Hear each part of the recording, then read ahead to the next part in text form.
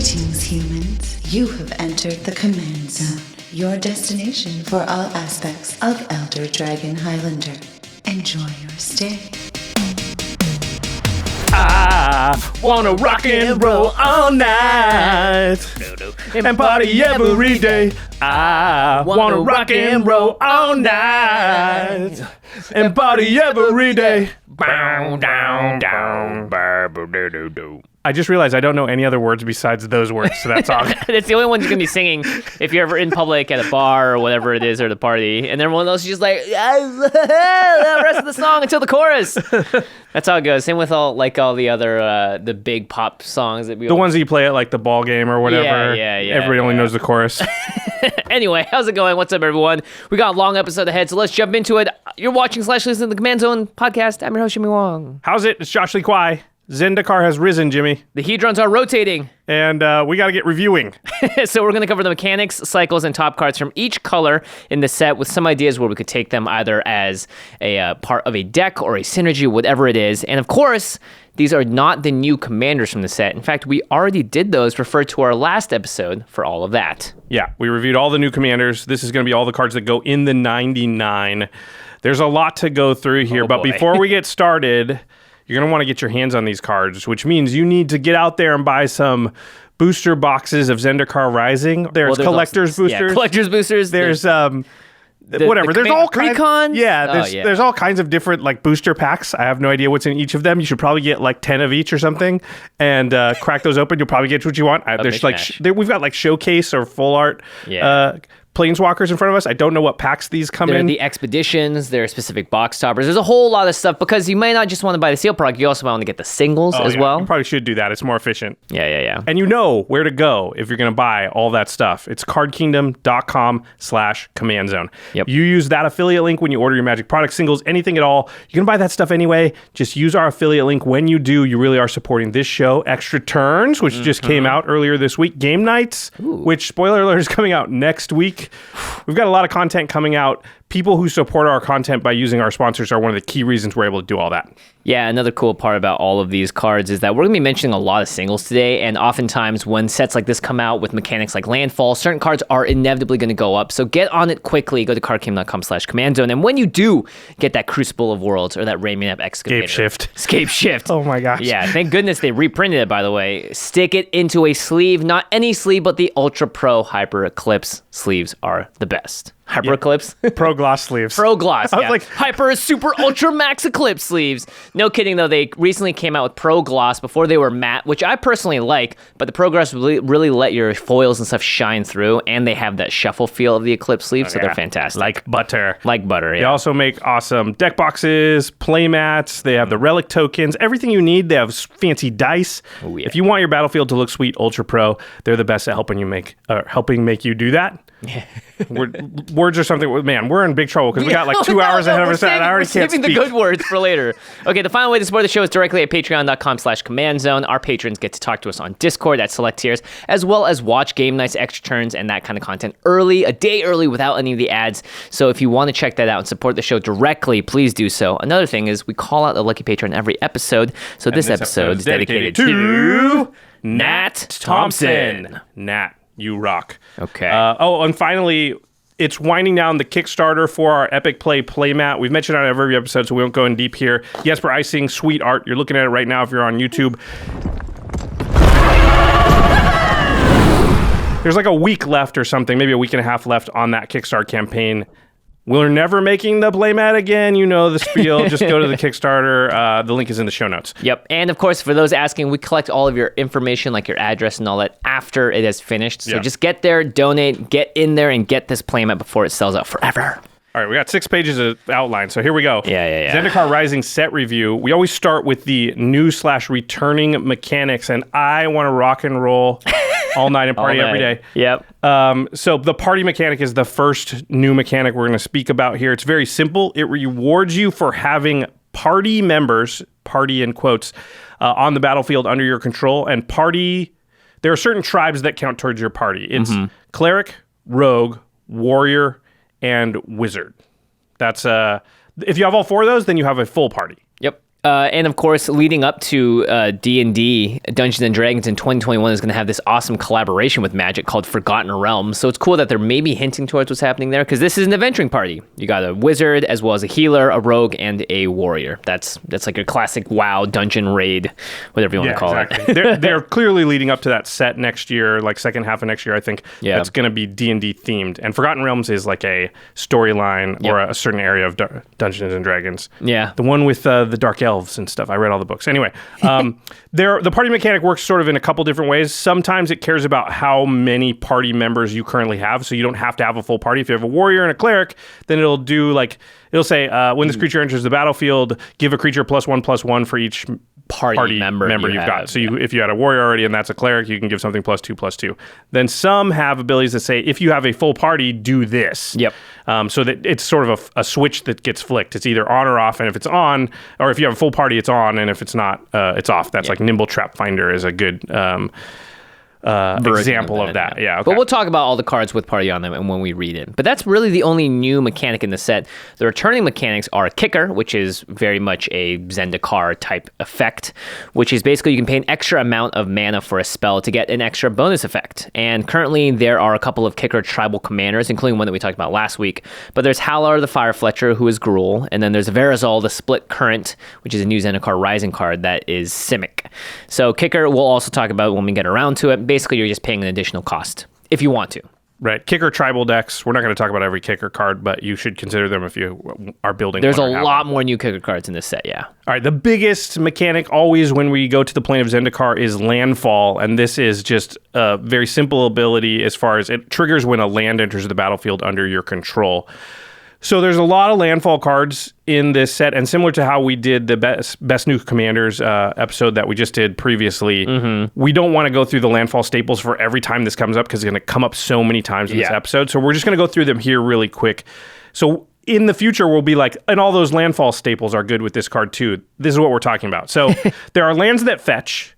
So those include the fetch lands like Polluted Delta and stuff, but also includes like Evolving Wild, Terramorphic Expanse. That's because when that land enters the battlefield, triggers landfall. Then you sacrifice it, you go search your library for a land, put it into play. That triggers landfall a second time. Yeah. So lands that fetch are lands that get you 2 landfall triggers. Yep.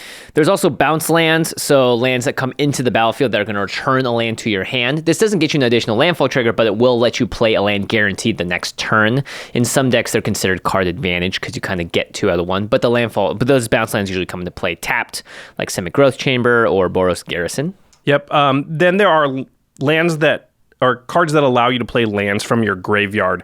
Crucible of Worlds, Ramanic Excavator being the sort of big examples of this. In fact, I would say Crucible of Worlds is probably the single biggest winner from this set as far as cards. Yeah, and lands are just so powerful in Magic. Crucible's always been an amazing card in EDH. It feels like every other card we're going to talk about, we're going to say, oh, and Crucible of Worlds is really good with that card. So I can imagine that card's value going up, so probably want to pick one of those up at cardkingdom.com/commandzone. Yeah, same with Ramanic Excavator if you're playing green. Yep. Then there are a lot of cards that allow you to play extra lands per turn. So other big winners would be Azusa, Lost But Seeking, recently pre-printed, Exploration, Oracle of Moldiah. There are a lot of cards that say draw cards this turn, you may play an additional land. All of those cards are going to be very powerful for landfall and gets you more than 1 land a turn. Then there are the land-based ramp cards. So these are usually sorceries that allow you to search your library for a land and put it directly into play. So this gets you ahead on your lands per turn, right? So Rampant Growth and Farseek are 2-mana versions of this. Cultivate does this, also puts a land in your hand. Skyshroud Claim puts 2 forest cards into play, untapped, I might add. Yeah. These are all good because every time a land comes into play, landfall, trigger, trigger, trigger. Trigger, trigger, trigger. And of course, if you just want to put a bunch of lands into play, who doesn't? You're like, you know what? I don't want 1 extra landfall trigger. I want 7. Then you're gonna play cards 20. or 20. Yeah, you're gonna play cards like Scapeshift, Boundless Realms, Perilous Forays, Traverse the Outlands. These are all again able to put in anywhere from 2 to 15 to 30, who knows? 30 Not lands 30. is a lot. Yeah, 30, that's like your whole freaking deck. Yeah, you would have to have 60 lands. Because you would have played some of them by then. Never mind. Okay. Maybe like 15. That's a real Christmas land. I mean, if Crucible of Worlds is not the biggest winner because of this set, it's Scapeshift probably, because that's another card we're going to mention a lot, at least in passing. I guess we kind of misspoke earlier when we said there's only 1 new mechanic in the set. Oh, you're right. This isn't exactly a new mechanic, but it's a new card type. So it's modal double face cards. These are new cards that are lands on at least one side. some are lands on both sides.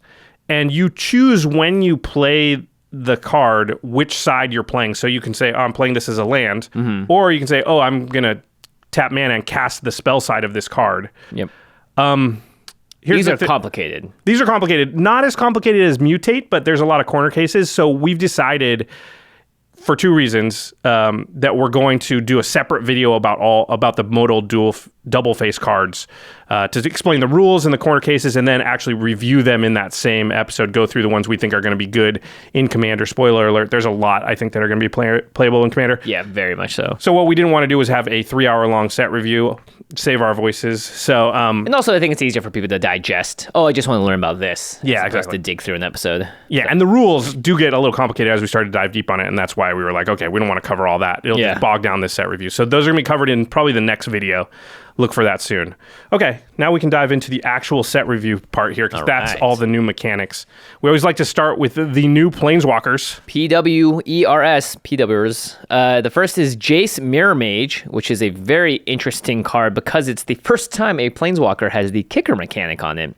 1 blue for a Jace with 4 loyalty, with kicker of 2 generic mana. So when Jace Mirror Mage enters the battlefield, if Jace was kicked, create a token that's a copy of Jace Mirror Mage, except it's not legendary and its starting loyalty is 1. And the +1 on Jace is to scry 2, and the 0 is to draw a card and reveal it. Remove a number of loyalty counters equal to that card's converted mana cost from Jace Mirror Mage. So for 5 mana, you get 2 Planeswalkers. One is a 4 loyalty Planeswalker, and one is a copy of Jace, but it's not legendary. It starts with 1 loyalty. Both of them can use their abilities this turn for 5 mana. This seems pretty good. And Jace only has a 1 and a 0, so the fact that the copy comes in with 1 loyalty doesn't matter too much. I mean, you might die to the 0, obviously, right? Yeah, but that's still like, right, 2 mana draw a card at the very least. Yeah, I mean, seems pretty good. And then, of course, you synergize it with other cards and it gets quite good. Yeah, so this is something, you put down I didn't even think of. This is crazy. So replacement effects for drawing make a big difference here. So Teferi's Ageless Insight is a card that came out recently. It has the same ability essentially as Thought Reflection and Alhamrit Archive, which is, if you would draw a card except for the first one you draw, in each of your draw steps, draw 2 cards instead. And so that really does it, right? Yeah. So if you look at Jace's ability, it says draw a card and reveal it, and then do all this stuff, remove these loyalty counters. What actually happens is that Teferi's Ageless Insight, Thought Reflection, and Alhamrit's Archive actually override that entire line of text because it's saying instead. So you're going to pay 0 on Jace, and you're actually just going to draw 2 cards. You're not going to reveal it. You're not going to take CMC points because instead of that Jace. Draw, you just draw 2 cards. The word instead here has a huge rules thing around it. It's not huge, but if you look deep into the rules text, it's all there. So that's actually a very, very powerful way to bust open this card, where basically his 0 lets you draw 2 without any other downside. It really busts the tokens. Yeah, because now all of a sudden 5 mana Jace comes in and draws you 4 cards, and it sits there at 5 loyalty total between the 2 of them. Yeah, that's pretty sweet. I did not think of that. That's a good tech. There's also like Underrealm Lich, right? If you're also in Golgari. Yeah. So if you're in Sultai or something, that could work. Yeah, it's pretty interesting. The tokens, too, can be copied. Right, so Anointed Procession, Doubling Season, really, really good, right? Because you make 2 tokens, and actually all that stuff comes in with double loyalty. Oh, right, so 8 loyalty, 8 and 2 and 2. Yeah, so Doubling Season, really good with this. Yeah, Jace. Anointed Procession just gives you another one. Again, the copies that come in are not legendary, so I could see this Jace actually being pretty great utility for a lot of decks that just want the flexibility of having a 3 and 5 mana Jace. They're both going to guarantee draw you some cards. I mean, if you have a low enough CMC, and my average decks sit at about like 2.7, 2.6 CMC, which means Jace is going to come in for 3 CMC and draw me a card and still be there most of the time. That's actually pretty good. And then if I happen to have more mana when I draw them, like later in the game, maybe I make the copy, get 2, draw 2 cards. Well, not to mention your first Jace can scry to keep a land on top, and then the second one can draw that land without losing its loyalty because it's a 0 CMC card. So. Oh yeah, I didn't even think of that interaction between the token and not, right? Yeah, they're both helping each other out. Yeah. So for the 1 mana copy, you scry so that it doesn't die, and you look what it is, and then you go, okay, well it's safe. Yeah. And that's nice. I think this is actually pretty powerful. I don't think it's busted by any means, but it's cool to see a kicker on a Jace card. And the design space for this just opens up a whole new area now that planeswalkers can have this kind of thing going. Yeah, this is definitely a playable planeswalker. I think will be decently good. 3 mana planeswalker usually is pretty playable. All right, the next one is Nahiri, Heir of the Ancients. She's back. She's 2, a red and a white, so 4 mana for a 4 loyalty Nahiri.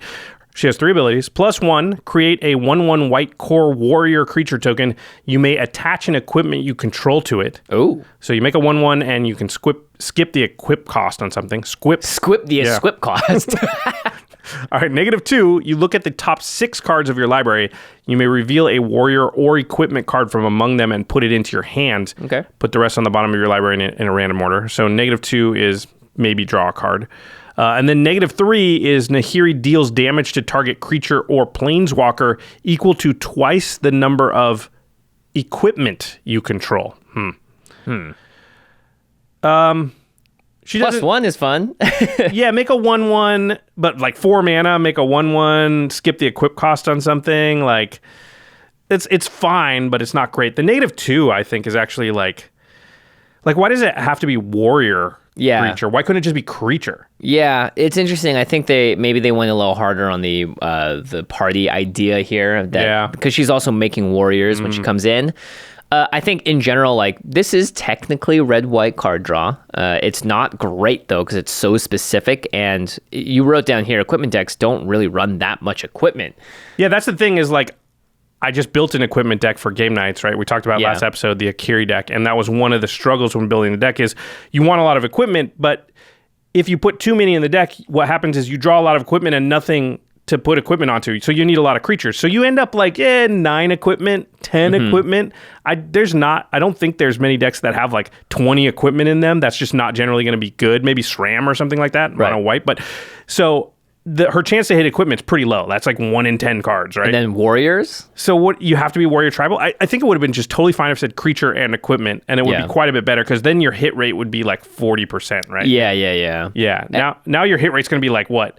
20%? You look at the top 6. So let's say you have 80. 10 warriors, 10 equipment in a deck. That's 20 and 8. That's a 25%. Yeah. So it's not great. And especially if you whiff on this, you feel real bad because you just -2 your 4 loyalty planeswalker. And you will whiff sometimes. I mean, it's probably like 80% to draw you a card. Yeah. Right. I think the best part about this card is the +1 in a lot of ways because it's just a way to abuse the equip cost, right? And a lot of people online were like, Colossus Hammer, which is this 1 mana artifact equipment that gives a creature +10/+10 and loses flying. But the equip cost is 8. So if you're playing Nahiri and you have a Colossus Hammer out, that's great. You get a 1/1 that becomes an 11/11, and that's kind of fun. But the problem is that you need to have the equipment now, and Nahiri can't be your commander, so now you're just kind of playing with a Colossus Hammer in your deck for no good reason. Yeah. Also, the token doesn't have haste, so that's a real downside of it, I think. I mean, if you're playing like Sigarda's Aid and doing all of the whole equipment thing, then I could see Nahiri being a fun sort of like utility player in there. But yeah, not having haste is a big deal, unless you have a lot of equipment that gives it to it. But for the most part, I think this is just right in the middle of like, it's good. It's okay. I don't even think I would put it in my Akiri deck. Really? Yeah. Ooh. I don't think I would. Because I don't want a 4 mana 1/1. Right. And I don't think the hit rate on the -2 is high enough. So what am I playing it for? Yeah, I guess so. Yeah. All right. And in fact, I had the choice to put Nahiri into the Akiri deck and I did not. Spoiler alert for game nights. Next up, we have Nissa of Shadowed BOUGHS, who is actually the first time that Nissa, I think, has had black in it. Oh, yeah. She got slightly evil. She got slightly darker and evil, yeah. She looks She's very... taking after Ashland after all. All right, this is a 4 mana planeswalker, and this one, similar to Jace, instead of kicker, it has landfall. So it says whenever a land enters the battlefield under your control, put a loyalty counter on Nissa of Shadowed BOUGHS. So 2 a black and a green for a 4 loyalty planeswalker. So this could climb up pretty fast here. If you fetch land right after you play her, she gets 6 loyalty? 6 loyalty, yeah. Jeez. So her +1 is untap target land you control. You may have it become a 3/3 elemental creature with haste and menace until end of turn. It's still a land. Sorry, Menace. And it's only till end of turn, so that's not that great. But the -5, which you could arguably get with, again, a fetch land in play. Even a regular land will get you there. I mean, you'll die, but... True. You may put a creature card with converted mana cost less than or equal to the number of lands you control onto the battlefield from your hand or graveyard with 2+1/+1 counters on it. That's where the black's coming from, I think. Wow. Yeah, so this all of a sudden became a lot more interesting, I think, because you could play this in a Proliferate deck or a Landfall Matters deck just to get her up and ticking up. So you're going to get a bunch of lands into play. Maybe this goes into a deck with Lord Windgrace. These lands matter decks. There's not a ton that are in Golgari, but Gitrog probably too. Gitrog, Yarok the Desecrated. You get even more landfall triggers because that's going to double your landfall, right? If a permanent enters the battlefield, causing the triggered ability of a permanent you control to trigger. So then with a fetch land, you get easy to get 8 +4. All of a sudden. Plus you can play Doubling Season in that deck. Yeah. And then a deck like Marin of Clan Nel Toth is also going to have tons of stuff in the graveyard. I think it's just this does seem like a very powerful planeswalker to me because the -5 is easy to hit. But the only thing is that it's based on the number of lanes you control, and hopefully Nissa stays alive, because I could see you getting back to -5 pretty quickly with a Yarok deck. It's pretty good, though, on a late turn, right? So let's say you ever have 10 lands in play. Right. You play Nissa. If you can play 1 land or even crack a fetch land on that 10th turn, now you're going to put 10 mana worth of something out, up to, right? You'd have to have a 10 mana thing, but let's just say you had like Vorinclex or something. Boom, and still have 6 mana sitting there. So Nissa just kind of gave you, what, like 6 extra mana in that turn, where you could, you had 10 lands, you could have played Vorinclex, but Nissa allows you to cheat it out, and now all of a sudden you're in a much better position than you would be on. So she's better on a late turn and still fine on turn 5, right? Where you play her for the 4, crack the fetch land, get a creature out. Now you've got maybe a Nissa sitting there at 1 loyalty. Yeah, there's plenty of cards too that get cards out of your graveyard, but not from your hand necessarily. So being able to cheat out from both is actually really nice. You don't need to worry about burial rights or putting stuff in the graveyard. You could just have a massive card in your hand that Nissa lets you play, and then get Nissa back up to -5 again pretty quickly after that. And also, I think her +1 at the very least untaps a land. So there are like Gaia's Cradle, obviously, or Itlimoc, or Nykthos, or Cabal Coffers, and all those go in these decks, right? So the ability to untap a really important land, just to untap it, not to turn it into the creature, could be very powerful too. You can, in a lot of circumstances, get this out for free or even net mana. Yeah, and then she's going to be very well protected at that point, just because there's, you're playing creatures with those lands. Her loyalty is going to go up, up, and up, thanks to all the landfall triggers. So I see that actually, this is pretty sweet. I like this quite a bit, to be honest. I think she's quite good. 4 CMC is sitting right at the point where you could consider, right? Yeah. It's 5 and 6 that it has to be on a totally different power level. It has to be the Elfbeth, that this gets you back mana potential with the to untap is why I think it really gives it a thumbs up, because otherwise you would just play unburial rights type decks and just get them back that way. All right, so those are the 3 new planeswalkers, and now we're going to go into the color specific stuff. We're going to start with the color black. A lot of people ask us why we don't go in Wooburg order every single set review. The reason we do that is because we're human beings, and naturally what tends to happen as you get towards the end, we maybe don't pay quite as much attention or to time, or give quite as much time to each card. So we don't want to be like every single set green or red is getting less attention. So we switch the order around. We do go alphabetical among the cards within each color, though, so that they're hopefully easy enough to find. Okay. Yep. Black. Has a lot of cards, by the way. I think the most out of all of them. All right. The first one is Coveted Prize. 4 and a red for a sorcery. Black. Sorry, 4 and a black. I wish. Why did I say red? Man. Yeah. Because, you're thinking like me. Wouldn't it be great to have this card in red? I think I'm just thinking that red also has a lot of cards in that set. Yeah, it's true. Okay. All right, starting over here. Coveted Prize, 4 and a black for a sorcery. This spell costs 1 less to cast for each creature in your party. So again, your party consists of 1 of each: cleric, rogue, warrior, wizard. If you have 2 wizards and a warrior, it won't reduce it by 3. Correct. It's just 2. Okay. So this could cost black mana with a full party. Yeah. That's amazing. Search your library for a card, put it into your hand, then shuffle your library. If you have a full party, you may cast a spell with converted mana cost 4 or less from your hand without paying its mana cost. So if you have a full party, this costs black, and it gets you a card that you can presumably then cast for free. Yeah, similar to the expertise cycle from Kaladesh and all that, where you can cast something without paying its mana cost. Yeah.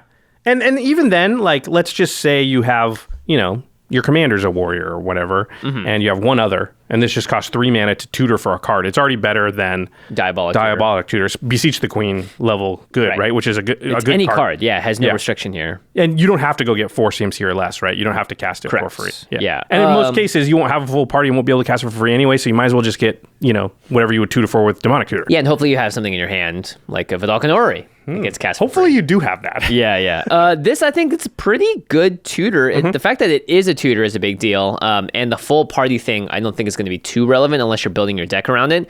But when you do, this card gets very powerful. Let me ask you, do you think you play this in a deck simply because your commander happens to be one of the party tribes? I think you'd almost still want to just play Diabolic Tutor, because if your commander's not out, you sell and for the 1 mana. And the 1 mana difference. So how many, like, because decks with creatures just tend to have some amount of wizards, clerics, warriors, probably rogues. 2. Minimum 2. You think you only need 2 creatures in the deck that are... No, sorry, not in the deck, sorry. You need to minimum have 2 party creatures out for this to suddenly become better than a lot of the other options. I mean, how many do you need in your deck? I think your commander has to be one of the tribes. Yeah. And then you need, like, how many? Jeez. 7, 8? 10, maybe even. Because really, if you get 2 out, your commander and 1 other, this is 3 mana, and I think it's good, because I play Beseech the Queen. Yeah.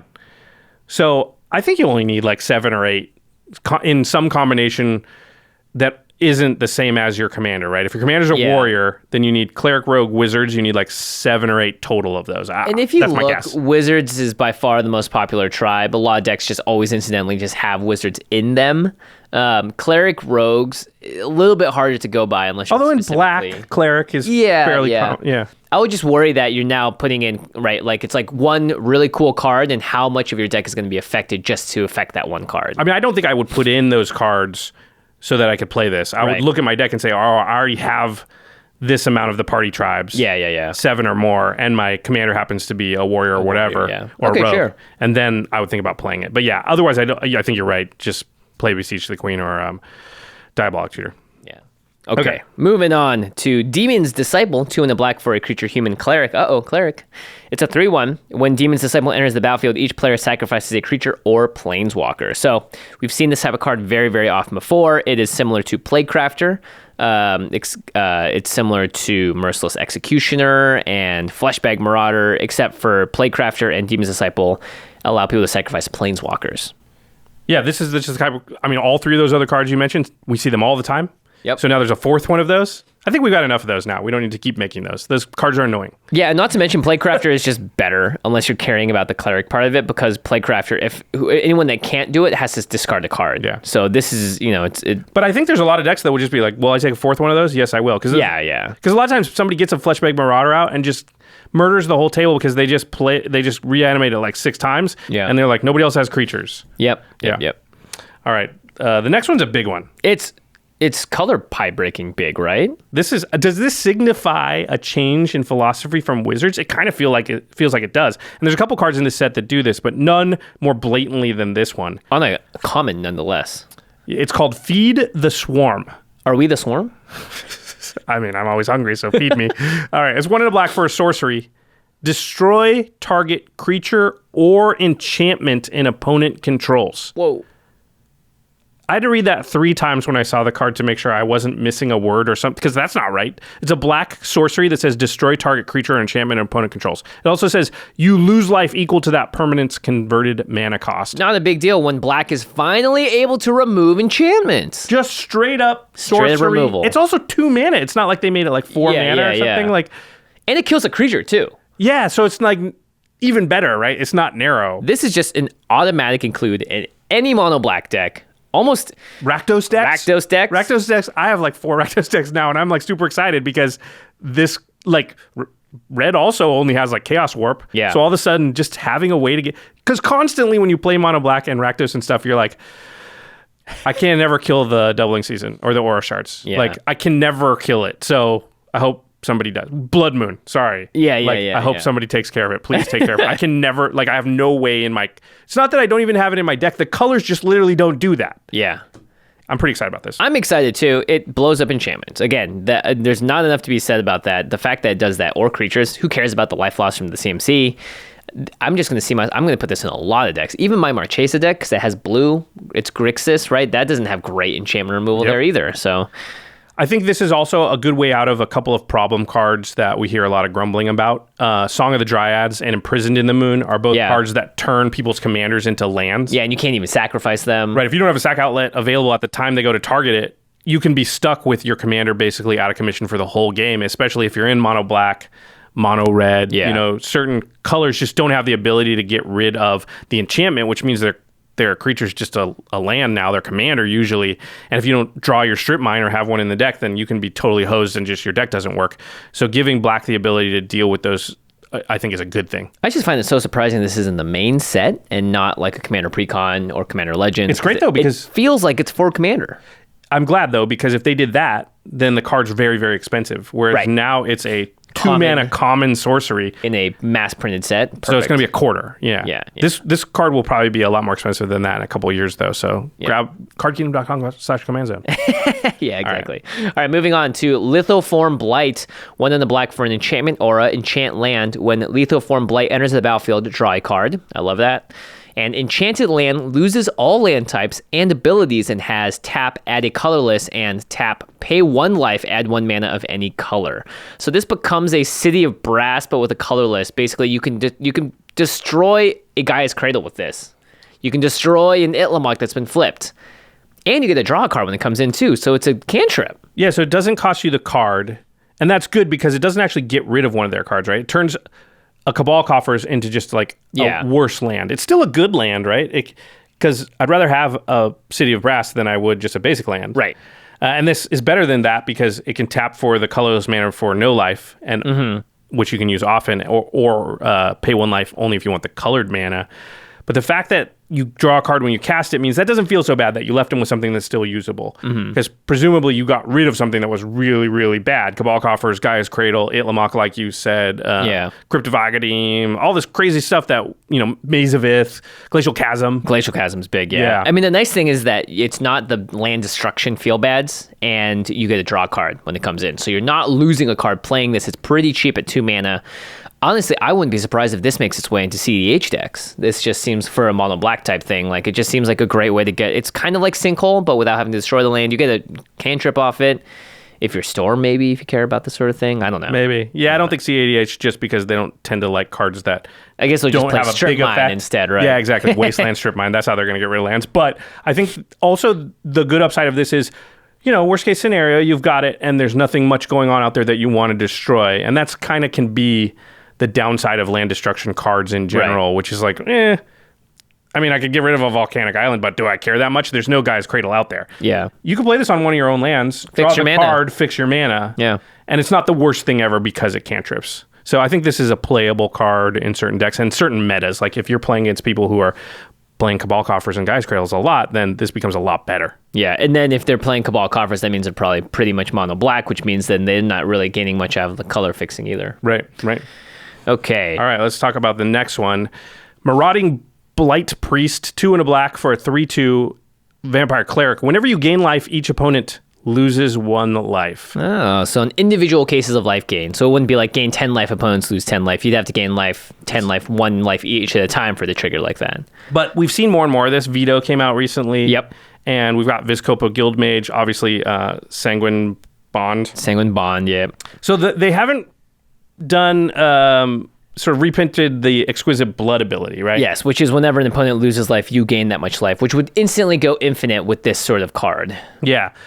But they've been giving us a lot of the Sanguine Bond card, which I think is interesting, right? Are they gonna come down the line with the Exquisite Blood, or are they just like, okay, we're gonna give you one side and you don't? Exquisite Blood is all there is on the other side. Unfortunately, I mean, I think this means that Exquisite Blood just shoots upward in price over time. But it's expensive now. But I would rather it be that than have more of this combo running around. Because I don't think it's a fun way to lose the game either necessarily. 2-card Infinite's not particularly fun way to lose in general. Yeah. Anyway, I thought it was interesting that this is the second time within a few months that we've gotten this effect. Okay, this next one is really interesting because of a very specific interaction. It's pretty crazy. It's crazy, yeah. Scourge of the SKYCLAVES, 1 in the black for a star demon with kicker of 4 in the black. And when you cast this spell, if it was kicked, each player loses half their life rounded up. So that's a 7 mana, make everyone lose half their life rounded up. But the more interesting part is Scourge of the Skyclave's power and toughness are each equal to 20 minus the highest life total among players. So if you're in the standard game and we both start off at 20 life, I get Josh down to like 10. Then Scourge of the Skyclave's power and toughness is 20 minus Josh's life total of 10, so it's a 10-10.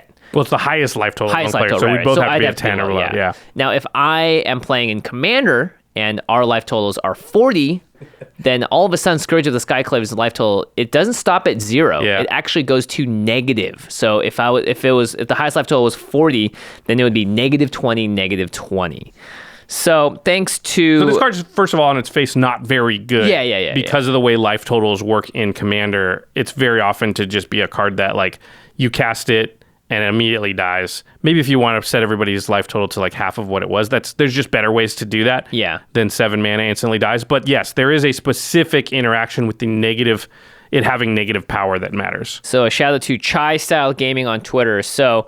they looked at a card called Nethroi, Apex of Death, which is a 2 white, black, green legendary creature, cat, nightmare, beast. That's a 5/5, but it mutates for 4 and then a hybrid green, white, and then black, black. If you cast a spell for this mutate cost, you put it onto an over or unrated target non-human. Okay, this creature says, when this creature mutates, return any number of target creature cards with total power 10 or less from your graveyard to the battlefield. So you add up the power of those cards. If you had 3 3/3s, you'd add it up. It's 9. Great. Awesome. But you couldn't do a 2/2 because that'd be 11. Right. So here's the thing about having negative power. Negative power allows you to add negative to that total. So if Scourge of the Skyclaves, let's say the highest life total is at 33. This is the lowest. So it'd be negative 13. It would be negative 13, negative 13. So when you mutate this Nethroi, you would be able to bring back let's say you Buried Alive. You cast Buried Alive to put some creatures in your graveyard. You could put in Ulamog the Ceaseless Hunger with a power of 10, and then Emrakul the Promised End with a power of 13, and Scourge of the Skyclaves, which is at negative 13 now. Because... those would all come back. Scourge would die because it would... Negative 13. But it doesn't matter. It allowed you to get an Emrakul and an Ulamog with Nethroi. Which, without Scourge out, is 23 power and is not allowed. But, however, because this is negative, you're adding them all together and you're adding it up. This also means that if this is negative and you have a ton of small creatures in your graveyard, you're getting them all back with this combo. Yeah, that's true. I mean, this goes in Nethroi decks for sure, and you're trying to get it in your graveyard early because... Now Nethroi can get just tons of stuff back. Yeah. And the thing is, it goes right back into the graveyard. And then you can do it again. Yes. Because you don't even need a sack outlet, because the only time it's working is when it's going to die when it enters the battlefield. Yeah. This actually seems really busted in specific to the Nethroi deck. If the highest life total is 40, this is a negative 20. So that means you can put up to 30 power of creatures from your graveyard to the battlefield. Jeez. So like a Turbo Mill plan, lots of Buried Alives and Tombs, and then just go nuts.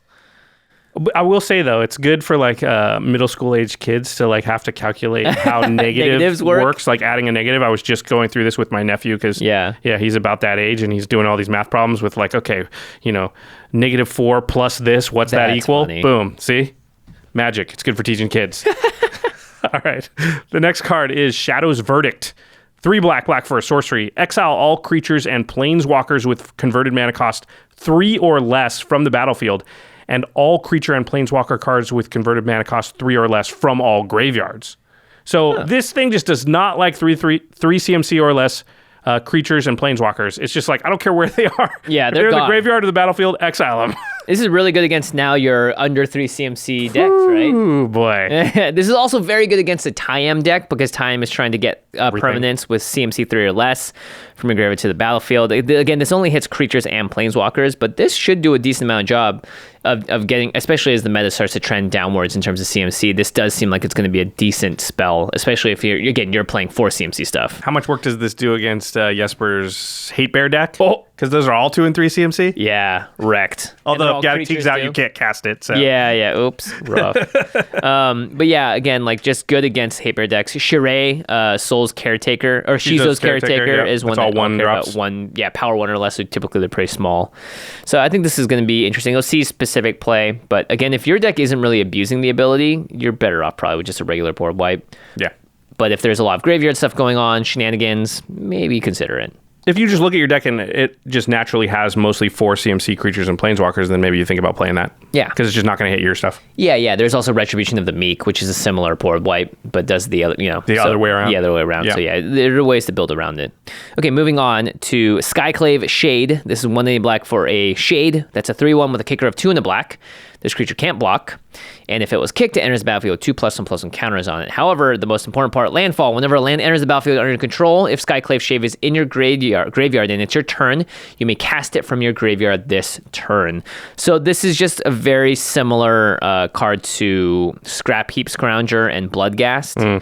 And there are a lot of cards and decks that want to constantly bring creatures back with that landfall trigger. But I think this is I'm mostly mentioning it because I think it's going to be a constructed mainstay for any black aggro type decks. Oh, we're talking about like standard? Yeah, standard, historic, pioneer. And then there are a couple of, I think, EDH decks that want to be really low to the ground, attacky. And they want recurable things? Yeah, recurable things. Sure, especially aristocrat if you have sack style outlets stuff. for aristocrats, yeah. I'll take your word for it. I haven't played standard in forever. All right, the next one is Soul Shatter. 2 and a red, or why do I want to say red? 2 and a black. Because red wants instant. I got red on my mind, I guess. Yeah. It's the last color we're going to talk about, I think. Sorry. We're going to wait. All right, 2 and black for an instant. Soul Shatter. Each opponent sacrifices a creature or planeswalker with the highest converted mana cost among creatures and planeswalkers they control. Oh, so this reminds me of Crackling Doom, except Crackling Doom makes you sacrifice a creature with the greatest power. But they're both instant. They both cost 3 mana. Seems pretty good for an instant speed edict, I think. Yeah, and the fact that it's not 3 color. I think Crackling Doom is 3 color, and that really keeps it down. This is 1 color, so... And it hits CMC, which is good. Sometimes that will be the most important creature. Hose that Voltron deck. Yeah. For sure. This is really good in the Glissa, the trader deck, because anytime creatures an opponent controls dies, you can return artifacts from your graveyard to your hand, so Soul Shatter just gets them all at once at instant speed. That's cool. So before you set up your big turn, probably. All right, and then there's one more card here. We're going to talk about the new cards from the precons in each color here, because there's only 4 of them that aren't commanders, so we just figured we'd throw them in here. So WHISPERSTEEL Dagger is from the Rogue Tribal Sneak Attack deck. It's 2 and a black for an artifact equipment. Equipped creature gets +2/+0.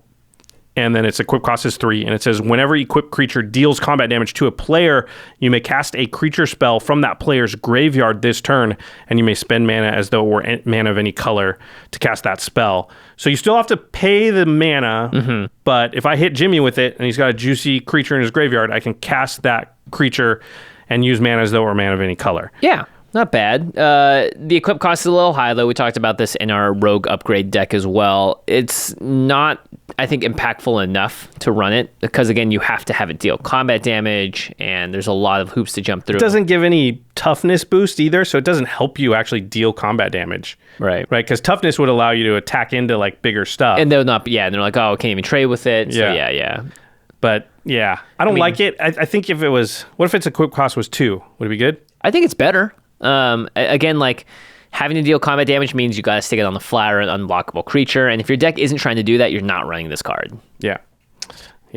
Also, you got to kind of be milling them or something, right? Because you might not even get anything in there. Yeah, sure. Yeah. So. And you have to pay the mana for it. You do get to choose any color when you get to pay for mana as though it's mana of any color. But again, there's just a lot of hoops to jump through. And it's going to cost a lot of mana to cast it, equip it, attack, and then cast a creature within.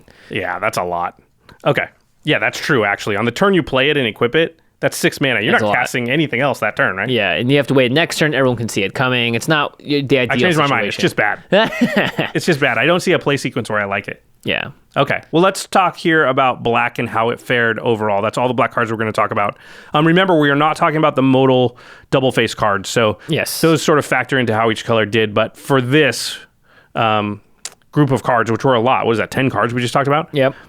How do you think black did? I think black added a lot of good sort of like repeatable things in terms of like the Demon's Disciple as the sack guy and Skyclave Shade is kind of like a recurable thing.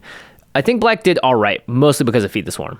Yeah. I think Feed the Swarm all by itself makes me think, black did good. Yeah, black did great. Because here's a card that's just going to go in a lot of decks. Every Rakdos, mono black, probably most Dimir decks want a Feed the Swarm type card. Yep. So I'm just excited about that. And maybe I'm biased because I have more Rakdos decks these days. I built Obosh and Greven fairly recently. Yeah. And both decks are like, I'm playing that card. I mean, this is just going to be one of the most played black cards in those It's kinds of decks. kind of going to be, it'll be a staple in certain color combinations with black. Obviously, you have green and white already with it, maybe not, but... We don't have any other real staples here, I don't think. Soul Shatter, I think, is going to see a lot of play. But in general, Feed the Swarm is just, again, and as a common, makes me go like, wow, maybe Wizards is listening. Yeah, I do think it plugs a hole that need to be plugged too.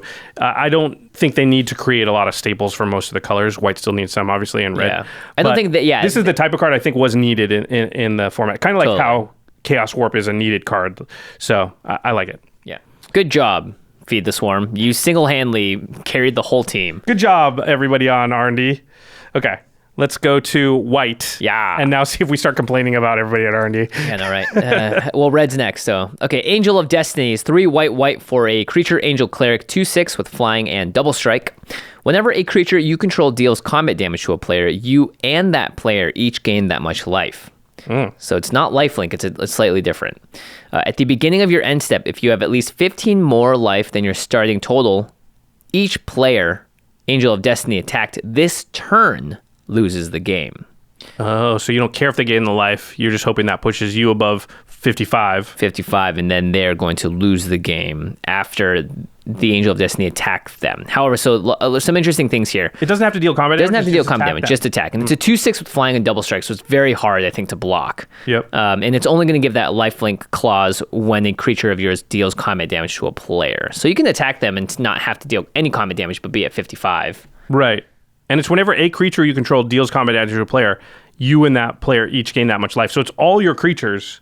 Yep, but it has to deal combat damage to a player. It's not just dealing combat damage to another creature. So the only way you gain life is, if they don't have lifelink, is if they deal combat damage to you, the player. Right. So it's slightly harder to gain the 15 life that way, but I don't think you're playing this in decks that are trying to do it via combat anyway. Well, I mean, you could, though. If you just have 2 other angels. Yeah. This one has double strike, so that's 4 life right there. And then, a Sarah Angel, another 4/4. That's another 8 life. Yeah. So that could be 12 life from that one swing. Not that hard to imagine.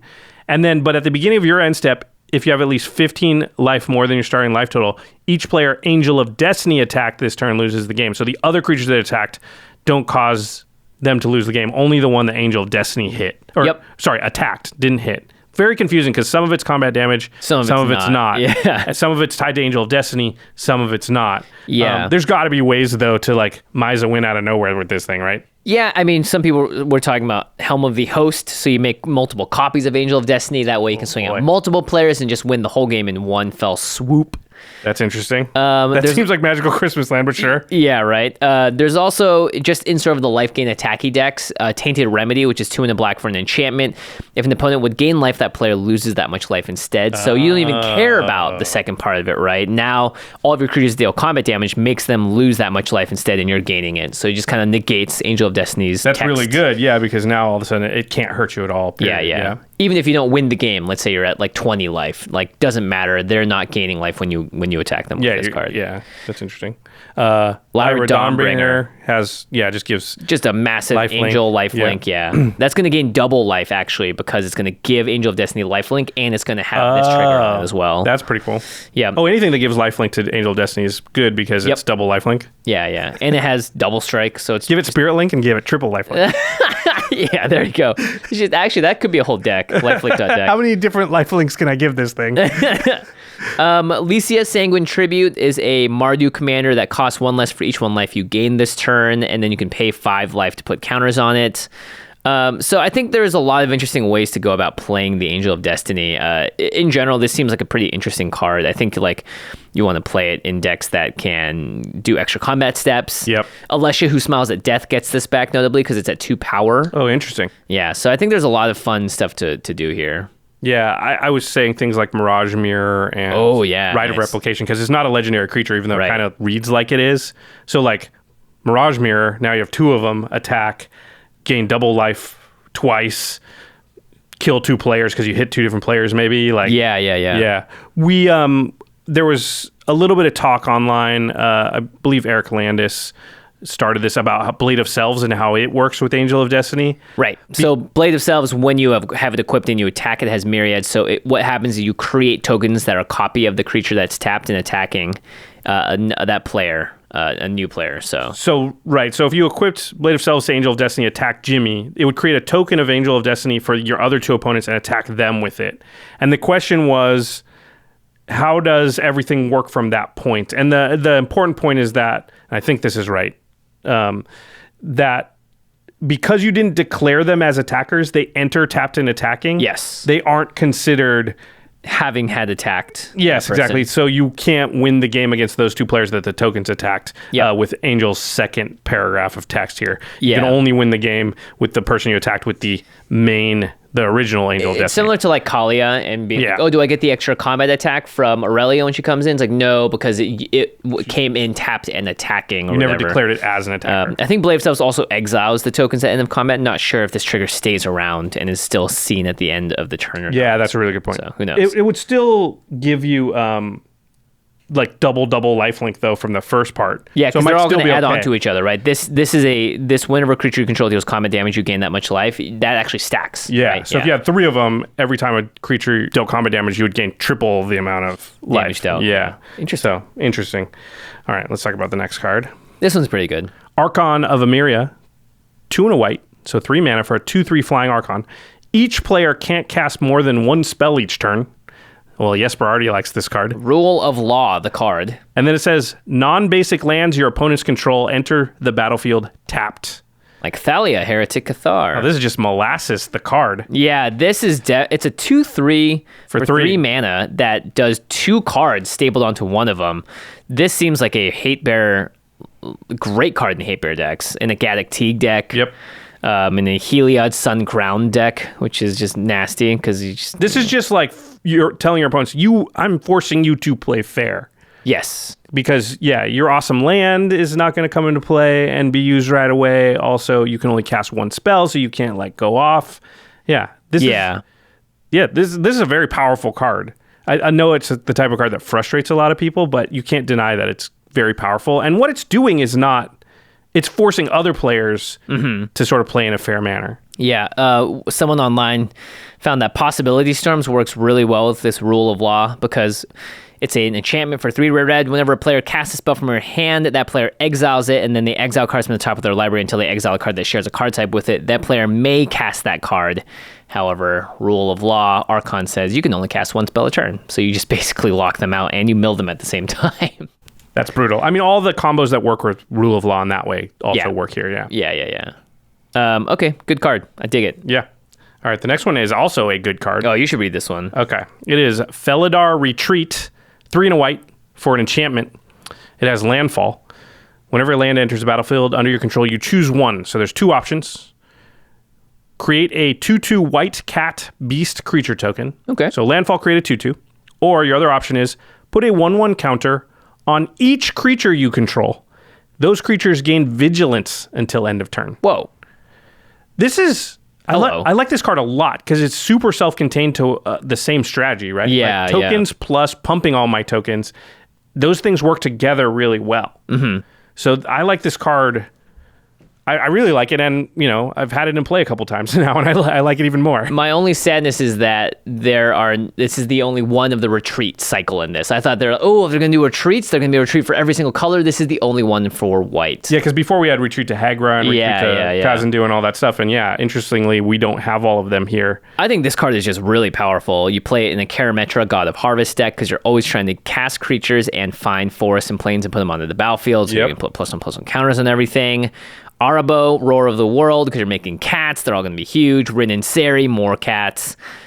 People were also saying that cards like Marith, Will of the Wild, if you're making a token deck, and Josh has a new strategy for Boros that would obviously work very well with this. Right. We talked about it a little last episode, which is, I believe, one of the sort of ways you can bend Boros to bend Boros. You're trying to get figure out a way to have it get enough value that it can keep up with other decks. And the fetch land, Crucible of Worlds, Savine's Reclamation brought back are cards that'll allow you to maybe keep up with some land ramp from other colors. Well, Felidar Retreat fits right into that strategy because you're hitting a lot of landfall, playing a lot of fetch lands.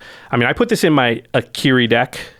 Spoiler alert, because unlike Nahiri, This creates a 2/2, not a 1/1. A lot harder to kill than a planeswalker. Yep. And then also, once you have 3 or 4 creatures, now you're like, oh, I want to give them +1/+1. And the vigilance actually matters. Yeah, especially with equipment and attacking decks, because now they can block. Yeah, exactly. So now it's like, yeah. hey, I got to sort of Feast and Famine on something, which is a very strong blocker against certain decks, and the ability to give it vigilance is super powerful. And one of the worries of equipment decks is just not having creatures on the battlefield. They destroy your creatures. Well, enchantment that's sitting there and is going to be like, okay, I play a land, get a creature. That's just, I'm going to get a creature every turn off this thing. Yeah, I think this card is very good. Yeah, not to mention the art is just hilarious. I mean, if the editor is consuming on that left cat, I mean, look at that face. And then one of the cats is in the back just like chilling on a floating rock. Maybe that's the one that has vigilance. Okay, moving on. This card has gotten a lot of talk online. It's SKYCLAVE Apparition. 1 white for a 2/2 core spirit. When SKYCLAVE Apparition enters the battlefield, exile up to 1 target non-land, non-token permanent you don't control with converted mana cost 4 or less. When SKYCLAVE Apparition leaves the battlefield, the exiled card's owner creates an XX blue illusion creature token, where X is the converted mana cost of the exiled card. Pretty cool. So we're used to having the card that exiled your card. When it goes away, you get your card back. Yeah. This one says, no, you just get a token that's kind of obviously not going to be as good as whatever the card was. So when you do exile the thing, you're exiling the thing. That's Forever. not coming Yeah, back. it's gone. Yeah. Yeah. They're just getting sort of like a nice parting gift. Yeah. But it's great because you can get rid of cards like Smothering Tithe, and like cards like Sun Titan or Teshar, Ancestors of the Apostle, that are trying to get these lower CMC cards back on the battlefield. You can get rid of those as well. And because this has 2 lines of text, you can play this and you can flicker it before the triggers resolve, so that you actually don't give them the token as well. You're just permanently exiling the card. Right, because the leaves the battlefield trigger will actually happen. It resolved before the exile trigger resolves, right? And then you have to exile another thing, and that one they can obviously get back unless you blink again. Yeah. So basically you play it and you, well, okay, this is entering the battlefield and it's looking to exile something. You flicker it in response, and then you're going to get rid of that card.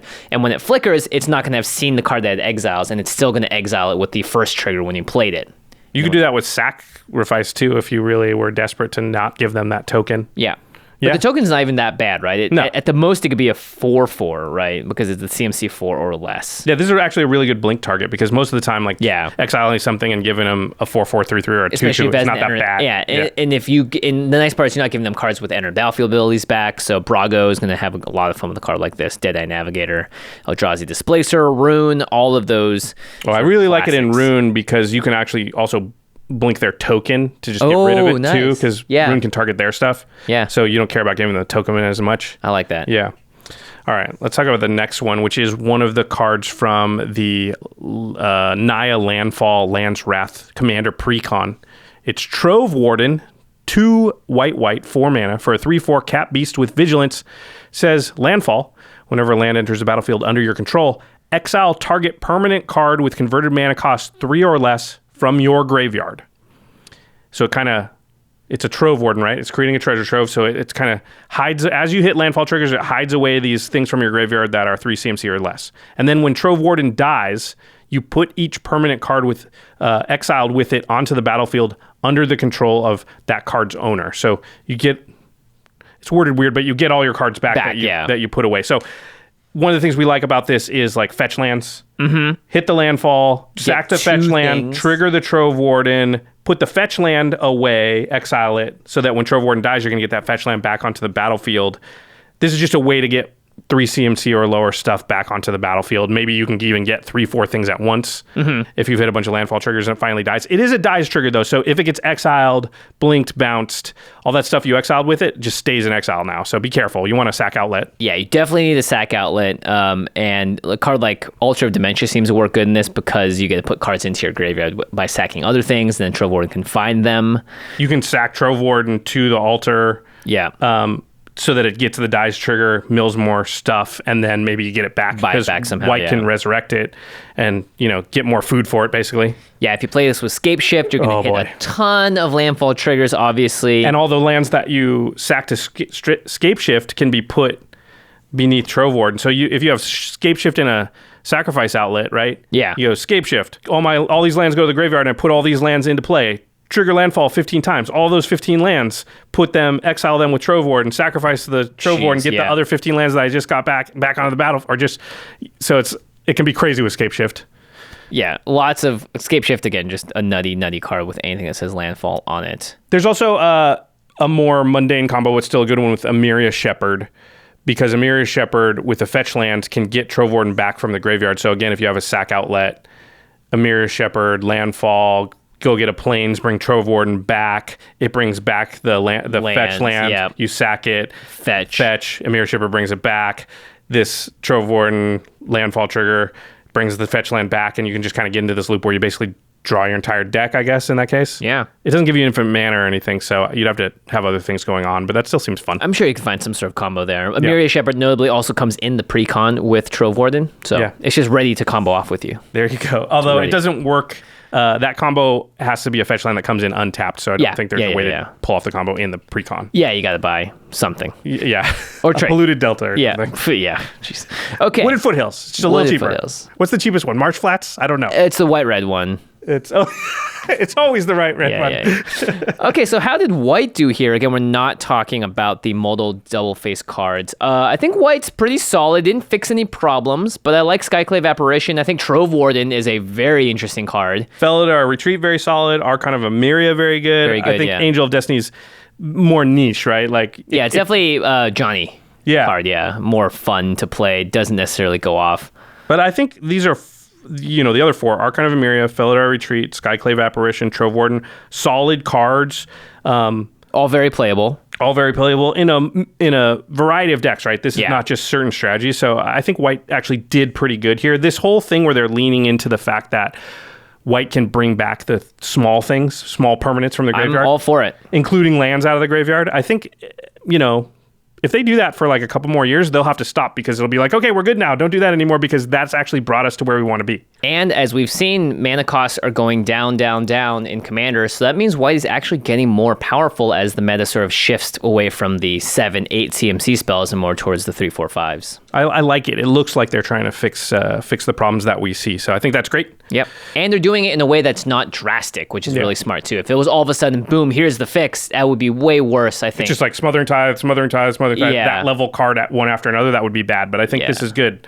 It gives it bit by bit, piece by piece, and they're fitting it into standard sets too. So R&D is definitely trying some things out, and I don't think it's going to bust open standard anytime soon. So that's cool. All right, we've got a bunch more colors to go through. We've got multicolored cards. We've got artifacts. There's some crazy artifacts. But before we get into all that, we're going to take a quick break and hear a message from our sponsors. Hello. It is I, Leovold, emissary of Trest. Well, I should say former emissary. Ever since I got banned, I've had to find something else to do with my time. So what I did was start my own small business online. I make custom greeting cards now. They're really quite lovely. If I'd known before just how much fun it is to give people cards rather than take them away, well, let's just say I'd probably still be format legal. Anyway, now that I'm a small business owner, I've been relying on the postal service more and more. I need to mail out invoices, payments, and of course, all of these cards. That's why I turned to Stamps.com. From my computer at home, I can print official US postage 24/7 for any letter, any package, any class of mail, anywhere I need to send it. And I get to avoid the hassle of going to the post office. Ugh. You get great discounts too. 5 cents off every stamp and up to 62% off USPS and UPS shipping rates. And right now, our listeners get a special offer that includes a 4-week trial, plus free postage, and a digital scale without any long-term commitment. Just go to Stamps.com, click on the microphone at the top of the homepage, and type command. That's Stamps.com, enter command. Trust me, the amount of time and money that I've saved, well, let's just say it's been a real windfall, if you know what I mean. The good old days. All right, we are back doing our gargantuan set review for Zendikar Rising. Turns out the number of cards that we're doing is also rising, because if you can see the table in front of us. We have more cards than we did for the first half of the episode. Uh-oh. All right, let's not waste any time here. Let's go right into it. Okay, this one we won't spend too much time on, but it's interesting. It's Ardent Electromancer, 2 and a red for a human wizard, 3/2. When Ardent Electromancer enters the battlefield, add a red for each creature in your party. So with flicker effects and a party, this is a way for red to ramp. Reasonably, if you can find a way to flicker it. Even just by itself, it gives the 1 mana back. So, yeah, it's interesting. But just wanted to note it because that's a new effect for red that hasn't really had in the past. There's a few like ritual creatures, but they're old. That one could get you up to 4 mana back. Yeah. All right, the next one I think is interesting. It's Cleansing Wildfire, 1 in red for a sorcery. It says destroy target land.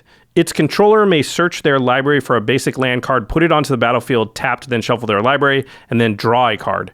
We've had versions of this card before that cost 3 mana. I think 2 is a lot better. Way better. Yeah, than 3. And you draw a card off it. Yep. And the cool thing is that you're finding you can destroy your own lands with this. So Flagstones of Trocaire is a card that wants to go to the graveyard in red and white. Riftstone Portal is a card in your graveyard that gives your lands ability to tap for more than one color. You can also target your own Darksteel Citadel with this because it has Indestructible. You'll still go and find the basic land card, cool. put it into play, and draw the card. So that's a rampant growth now with Darksteel Citadel. Runes of Trocaire is kind of similar, right? It'll put, you'll get another plains and the land from this. And then that's just gravy. I think you have it in your deck mainly to get rid of problematic lands from other people's, but just the ability to like sometimes use it as your own land ramp can be good. Yeah, if you're in a Morog deck, you want to do this as well to get some landfall triggers. Yeah, just point out your own lands, get a land out. Get two attacks that turn, or maybe 3 with a fetch land. Yeah, and then again, we were talking about Song of the Dryads and Imprisoned in the Moon earlier, so this is another way to just bop those. Because they turn your commander into a land, so this is a way to be like, okay, I destroy it, get it back in my command zone, and I draw a card, so it costs me 2 mana, but not a card. Yeah. Yeah, and I get a land into play too, so it's a little bit of ramp. Okay, next up is Leyline Tyrant. I'm a big fan of this one. 2 red for a creature dragon, 4/4 flying. You don't lose unspent red mana as steps and phases end. It's kind of like the Omnath. Yeah. When Leyline Tyrant dies, you may pay any amount of red. When you do, it deals that much damage to any target. This is just a slam dunk in the Heb the Eternal. Yeah, because you have so much mana just sitting there. Yeah, and it's great on the turns when you're getting up to it, right? And like you just want to hold that mana up. And you don't even necessarily have to use the mana on that second ability. You could just pump it into an Earthquake or something. Yeah, and when Leyline Tyrant dies, it's doing what Neheb wants to do, which is just kill people with a bunch of red mana. So that's pretty cool. That's a very Jimmy card. Yeah, I'm a big fan of this one. And you could use it for Braid of Fire as well, or Laughless is a great card for this. Oh, yep. Okay, next up is Magmatic Channeler. I think this is potentially a mono red staple. 1 in a red creature, human, wizard, 1/3. As long as there are 4 or more instant and or sorcery cards in your graveyard, Magmatic Channeler gets +3/+1. Not really relevant. However, tap it, discard the card, exile the top 2 cards of your library, then choose one of them. You may play that card this turn. So this is kind of a repeatable looter in a way. Or I guess rummager, because you're discarding the card first. Better because you look at 2 cards. 2 cards. A little worse because they don't go into your hand, right? Yeah. And when you have to play it this turn. But this is just a way for red to get card advantage. I can see this being a staple in mono red decks as a result. Because it's a 2-drop, right? Yep, 2-drop, which makes it great too. And if you're in any spells-based deck too, this seems really good because you're wanting to toss stuff into the graveyard anyway. I think the way that red gets around its problems is just by playing every single card with flashback that it can. Oh, that's true, because it's putting this stuff in your graveyard, so still having access to that could mean that it's card advantage that way. Yeah. Yeah, that's pretty cool. All right, the next one's a big one. Yes. It's kind of red scape shift, right? Yeah, this one's scary. It's Nahiri's Lithoforming. It's red, and X for a sorcery. You sacrifice X lands, and then for each land sacrificed this way, draw a card. You may play X additional lands this turn, and lands you control enter the battlefield tapped this turn. So it's not obviously as good as Scape Shift because you're not going to likely draw as many lands as you sacrificed. However, you could start the turn with lands in your hand. So you could presumably replace all the lands that you sacked. You're drawing a bunch of cards too in red, which is cool. And then, of course, with synergies, there's ways to kind of break this wide open. Yeah, if you're playing a Korvold deck, every time you sacrifice one of those lands, you're drawing cards. Crucible of Worlds, obviously very good. Morog, you could just get Crucible, because you can play extra lands for that turn, you're guaranteed to be back up to the amount of lands that you had, right? Because I can play 7 extra lands, so I just play the 7 that I sacked. From the graveyard, yeah. If you have Amulet of Vigor, it also makes sure that those lands do not enter the battlefield tapped this turn, so you could use them again. Interesting. Because whenever permanent enters the battlefield tapped under your control, untap it. That's great. It does seem pretty great. In general, though, this seems like a fun card for mono red to have. And I think if you're playing mana doublers, you're going to gain a lot of extra mana off of this. Oh, yeah. Mirari's Wake, Zendikar Resurgent. Nyx Bloom Ancient. Because, oh, boy. So you'd go red, and X, and sacrifice all your lands, draw 32 cards. Yeah, but you tap it for so much, so you have floating mana as well, so you could play some of the cards, right? You're like 32, but I'm only going to put 15 into the Nahiri's Lithoforming. Right. And if you already have Crucible Worlds out, you just go, play all those lands, now I'm floating. Yeah, that's crazy. Pretty good. Yeah. Okay, moving on. Relic Robber, 2 in a red for a creature, Goblin Rogue, 2/2 with haste.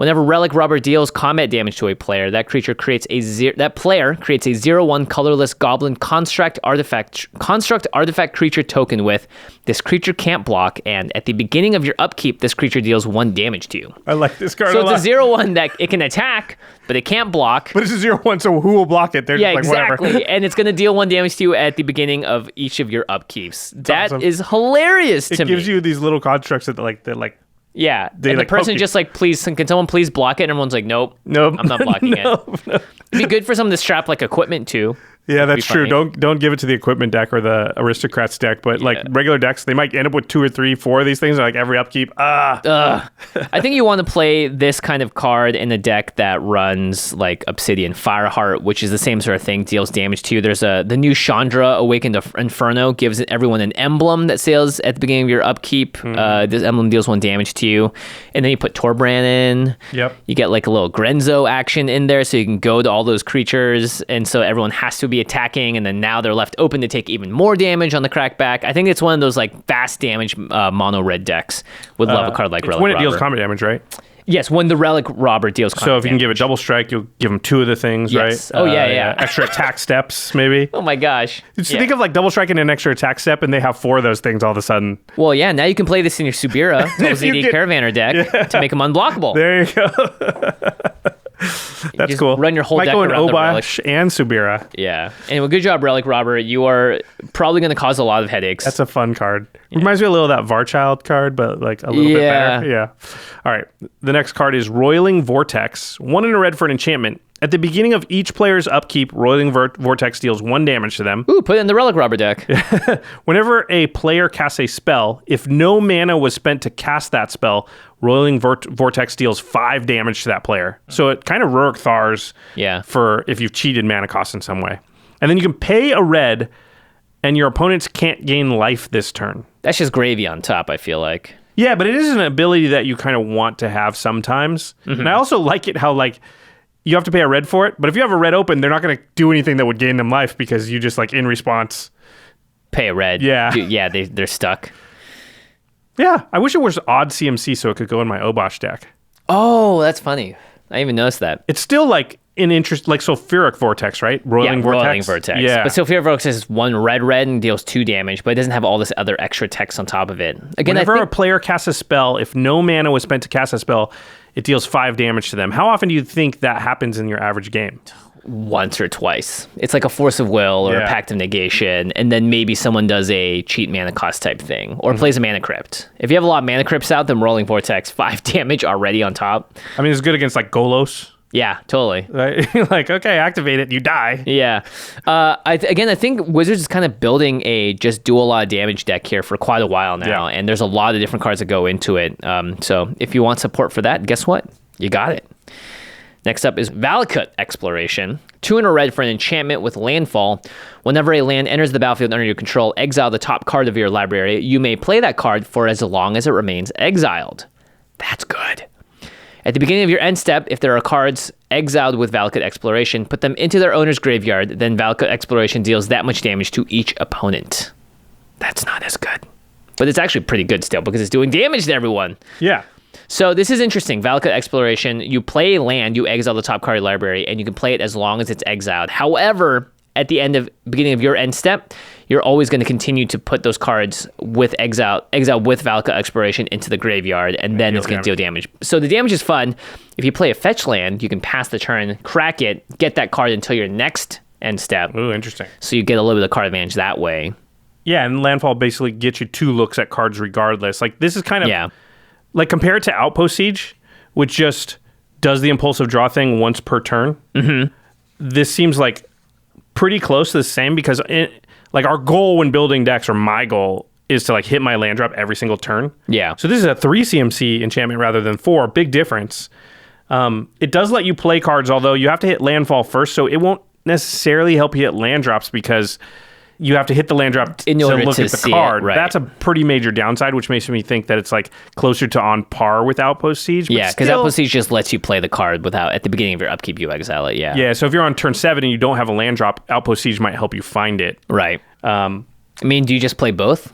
Yeah, maybe. I think in a mono red deck, yeah. And if you're in a landfall deck, this is probably just a really good card because you're playing multiple lands, you got fetch lands, you're looking at lots of cards, and the damage might start to add up in that case. Yeah, right? Let's say you do a red-green landfall deck, and you are able to hit 4 landfall triggers in a turn. You flip over 4 cards, CMC is total like 12 or 13. That's 13 damage to each opponent at the end.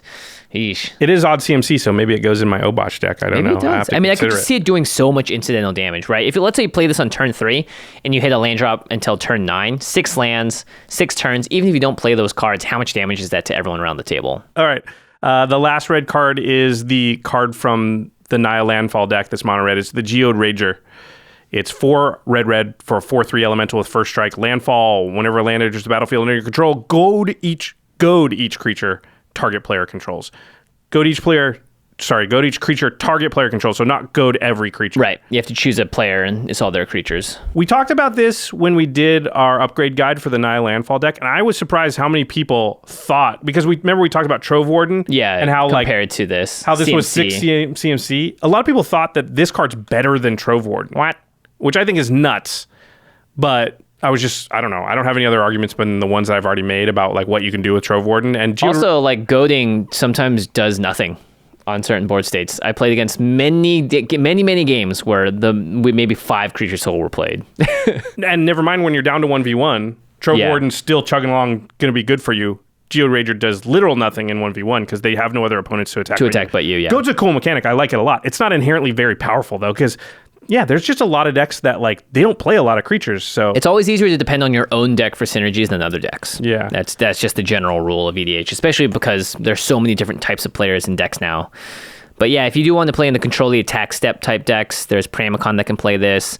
Marisi, Tongarth, Thantis, the Warweaver are all sort of cards that want people to attack and do stuff. So yeah, I still think the CMC is just way too high. I probably don't even play it in those decks. Okay, how did red fare? Because I'm gonna go A+.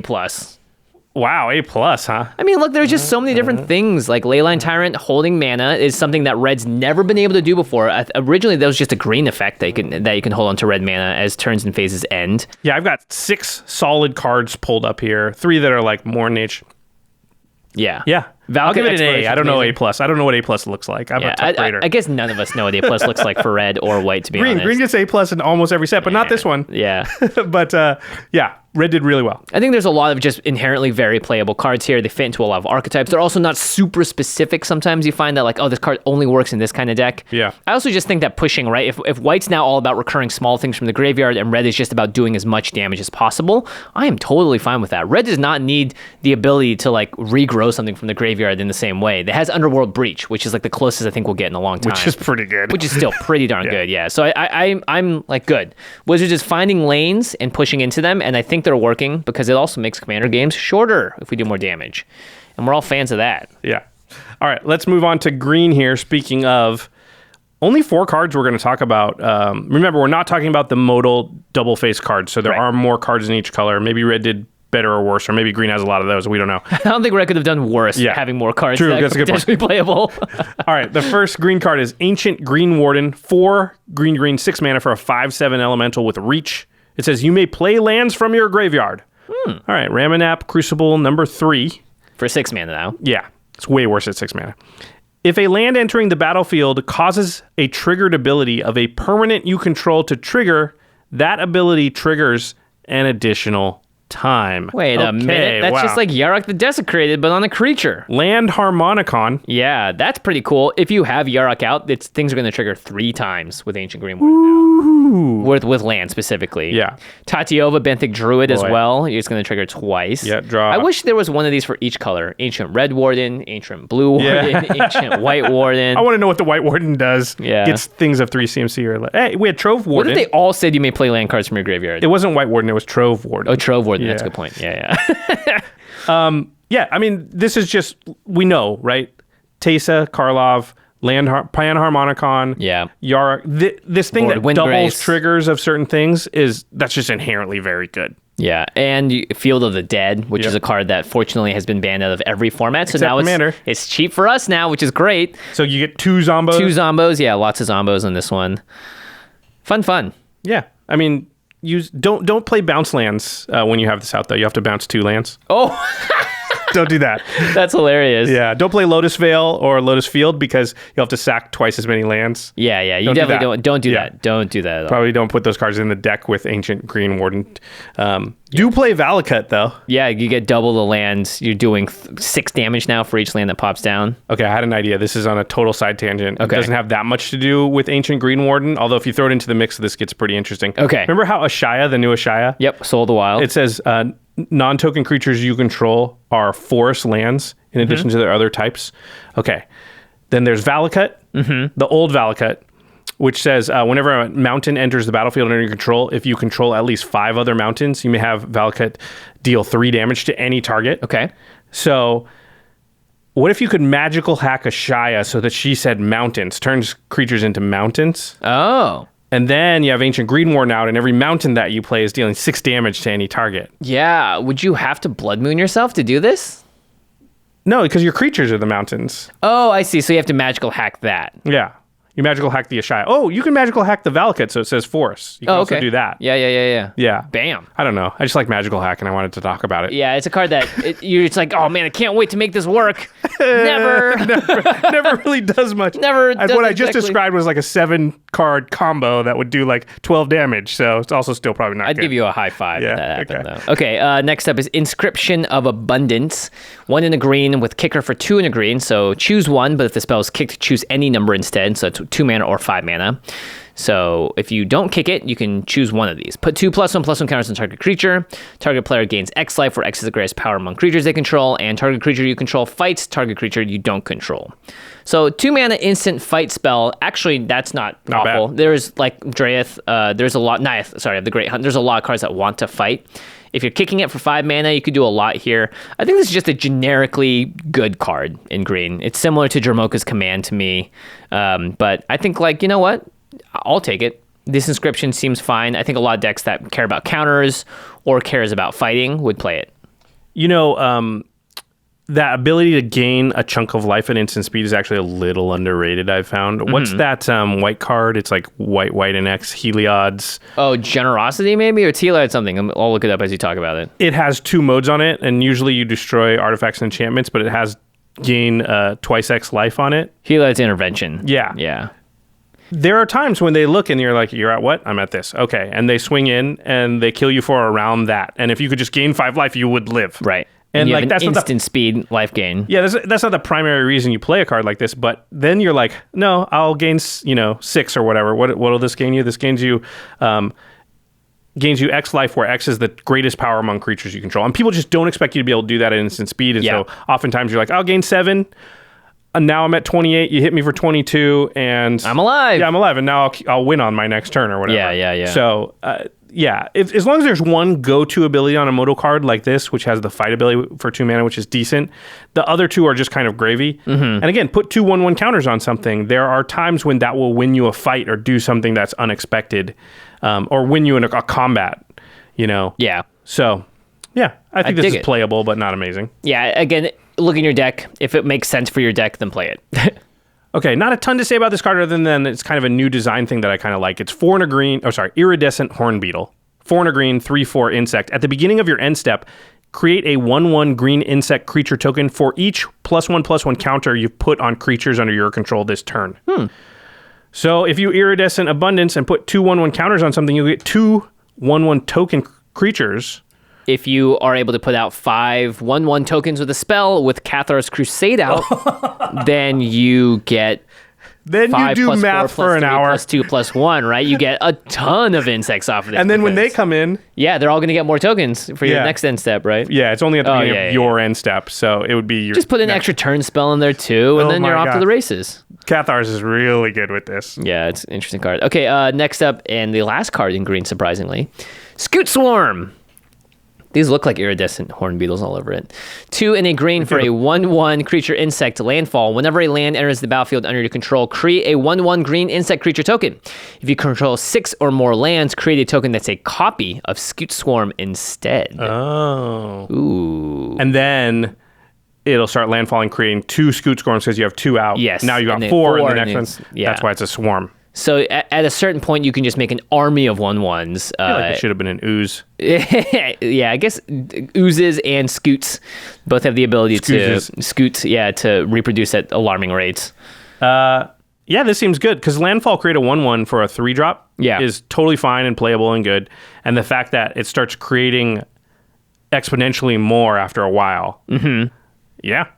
Yeah, interesting card, Volrath the Shape Stealer. If you can get the Scoot Swarm to be above a -1/-1, or 1/1, because at the beginning of combat, your turn, put a 1/1 on -1/-1 counter on up to one target creature, and then you pay 1 until your next turn. Volrath becomes a copy of target creature with a counter on it, except it's a 7/5 and it has this ability.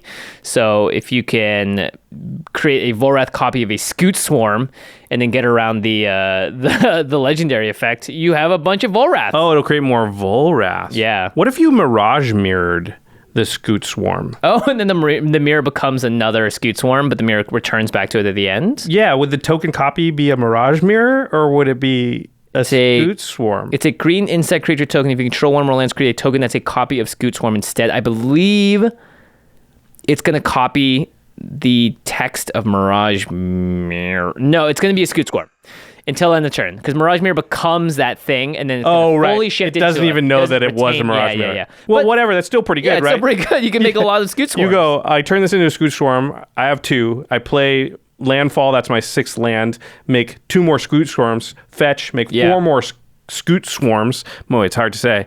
That's a pretty explosive turn right there. You just made like 7 creatures like that. That's cute. And then if you scape shift with this out, or you can also mutate onto the Scoot Swarm, and it keeps the ability, so then you create mutated copies. Mutate! Mutate still don't play it because it's way confusing, but that's pretty cool. It's also just like you're just gonna get blown out. But with Scoot Swarm, it actually kind of is cool because you just make a bunch of mutated creatures, which is neat. Scape shift, let's go back here because all those lands enter at once. So if you have Scoot Storm. Scoot Storm. Boy. It's a storm of Scoot Swarm. It's a swarm storm. They make it harder to say. So if you have this Scoot little swarm out and you scape shift for like 8 lands, 8 lands will come in, trigger landfall 8 times. Yep. So you'll make a Scoot Swarm, then 2, then 4, then 8, then 16, then blah, blah, blah. You could easily end up with like, I mean, if you fold that enough times, it reaches the moon, right? Like, that's how that works. You can just make it with a Perforos, right? And then boom, you just instant win. Yeah. Okay. So it's cool. I think like this is just, it's very cute. It's going to be one of those cards that when it happens, everyone goes, whoa, neat. Yeah. And then they're just going to path it the next time they see it. They're like, we're not letting that combo happen again. Toxic Deluge. Okay. Yeah. Oh, gosh. Yeah, they're all 1/1s, don't forget.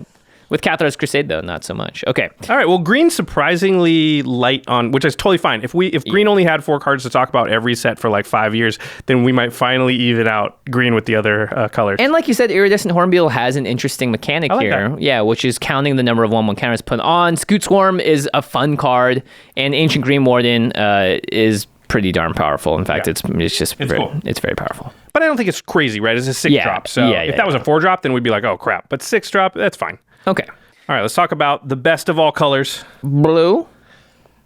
I can't believe I said that. I tricked you. The first one is 1 and a blue for an enchantment. It's Confounding Conundrum. Confound it. When it enters the battlefield, you draw a card. And then whenever a land enters the battlefield under an opponent's control, if that player had another land enter the battlefield under their control this turn, they return a land they control to its owner's hand. So this is anti-land ramp.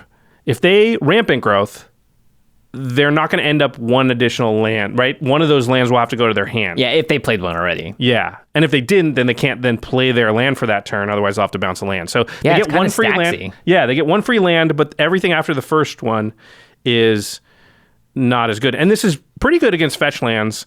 Oh my gosh, so good against fetch lands. I mean, they have to wait, right? Yeah, they can't use it that same turn. They have to wait to pass the turn and then fetch. Yeah, so if you play it, you can't then fetch on that same turn. Well, you can, but the land you'll have to bounce one of your lands, right? Yeah. So you have to play it, then fetch on Jimmy's turn, which is often what you want to do, but not always, right? If you want that mana right away. Mm-hmm. Think of Evolving Wilds and stuff. Or I guess the slow fetches become a lot worse because you don't even want to untap and you can't use it then. Yeah, this is great against Chulane though because Chulane's putting tons of extra lands into play. Same with Euro or Uro. Yeah, all the Lord Windgraces, get Rogs, and everything else because they want to play a lot of lands. All those lands matter decks. This is going to hamper them quite a lot because just if you try and Sky Shroud claim, well, you end up with the same amount of lands you had before you cast it. So maybe you don't want to do that. This legitimately just turns off a lot of cards in decks. I would say like a random green-blue deck or green deck, this Confounded Conundrum makes 5 to 6 cards in that deck just not work.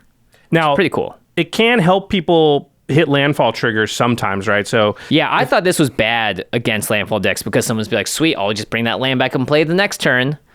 But I think it's still good because those decks usually have so many effects that are going to allow them to play extra lands and making it so that, yeah, sure, you get landfall a couple times, but you don't get extra mana than me on your following That's actually turns. pretty important. Yeah. They can't ramp out. It definitely can hurt you, though. Someone has a Bajuka Bog and just plays it 50 times with Confounded Conundrum out. Yeah, boy, I don't, yeah. Can you, like, not play this in a deck that cares about its graveyard just because of that? Because Bajuka Bog is very, very ubiquitous. Yeah, true. Mystic Sanctuary has the same sort of effect, right? Like, you're just bouncing it back and forth. Yep. I think, why isn't this white? This feels like is this not white? This feels like a white effect, right? Does blue need this card? No, white needs this card. White can't ramp. So saying, hey, my way to ramp is to stop all of you from ramping. That seems very white. Yeah, and that seems perfectly fine. Yeah, I wish not so much blue. I guess like Stasis is bouncing, right? So they were it bounces. It has to be blue. But that's truly white has white main line. It can bounce things once in a while. So yeah, I think this would have been fine in white and probably should have been white if we were trying to like balance commander, which is not always what they're trying to do, obviously. So I'm not yelling at R&D because they're building cards for standard and things like that. But if it was for commander, then it would be way cooler and better if it was in white. Yeah, that's the real Confounding Conundrum. Is that why it's not in white? It is good with one of our old preview cards, though. The Great Aurora. This is so good with it. Yeah, read it. Okay, so for 6 green, each player shuffles all cards from their hand and all permanents they own into their library, then draws that many cards.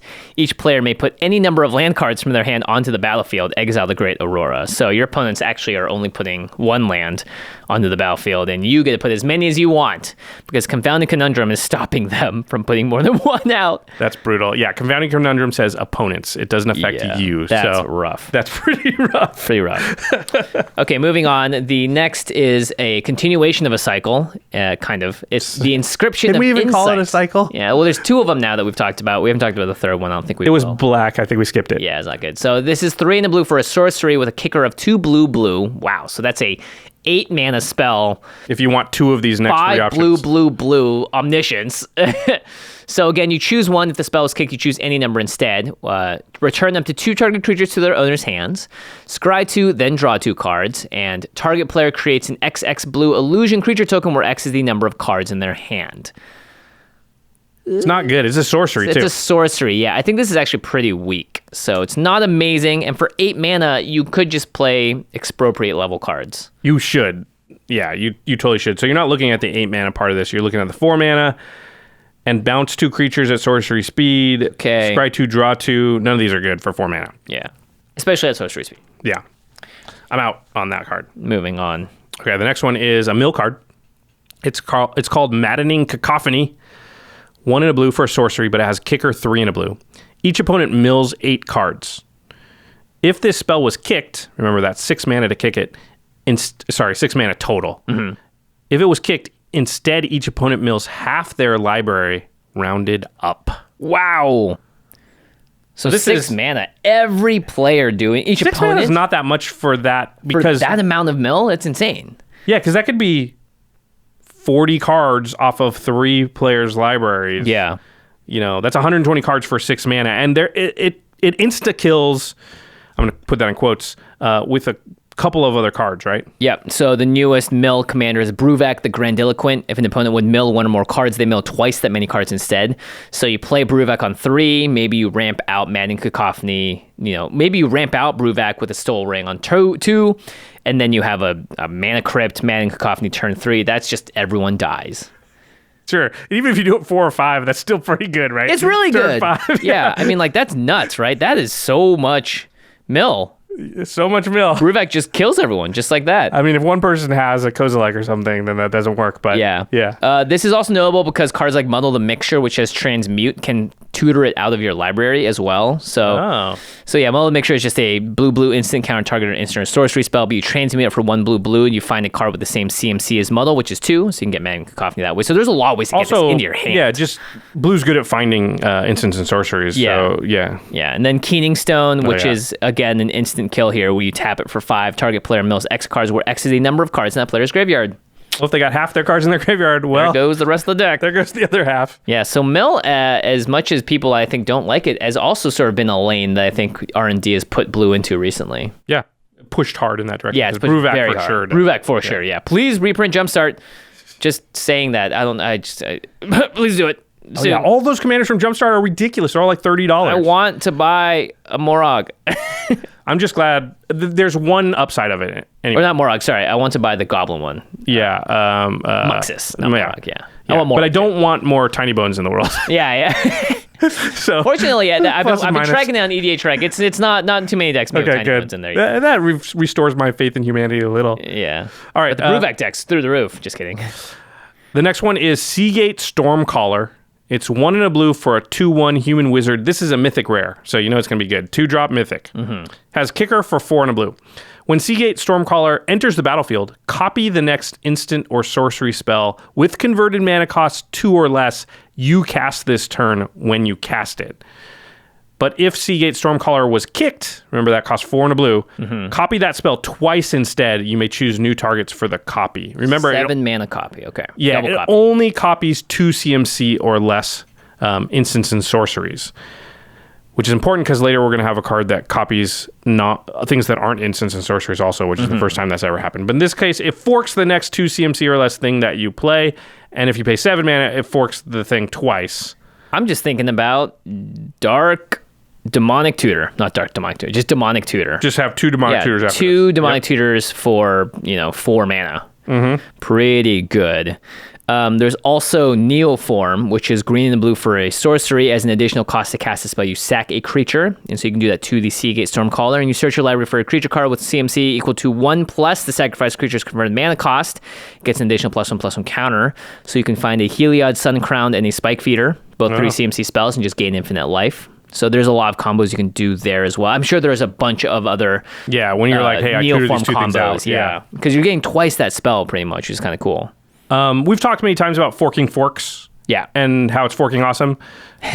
And this can kind of be in that mix with the Calamaxes and the Rowls and all that stuff that we've talked about, where it's like it cares if you've copied spells or whatever. Yeah. Because this is going to, you need a target. So if you play Seagate Stormcaller and then play a fork somehow, something that forks something in some way, then you've got 2 copies of a fork, which can start copying itself. Yeah, and then you have infinite spells that have been... A little harder to do because Seagate Stormcaller is going to copy the next instant or sorcery you cast, and you need a target for your fork in which to cast it, but there are ways to get around it. Anyway, just thought, whatever, we're not going to explain that again. We've talked about it so many times. This seems like a card that will be very inherently playable and flickerable and a lot of other things, and just there's a lot of value to be gained off a card like this, and the kicker just makes it even more gravy on top. Yeah, it's a really good point because it's when it enters the battlefield, it's going to fork the next thing. Yeah. So you can flicker it and still get value off it. It's just like, I have a Mystical Tutor in my hand and I'm in a rune deck. Okay, I'll just flicker this thing. When it enters the battlefield, then I'll cast my Mystical Tutor, get 2. Why not? Although 2 Mystical Tutors is not great because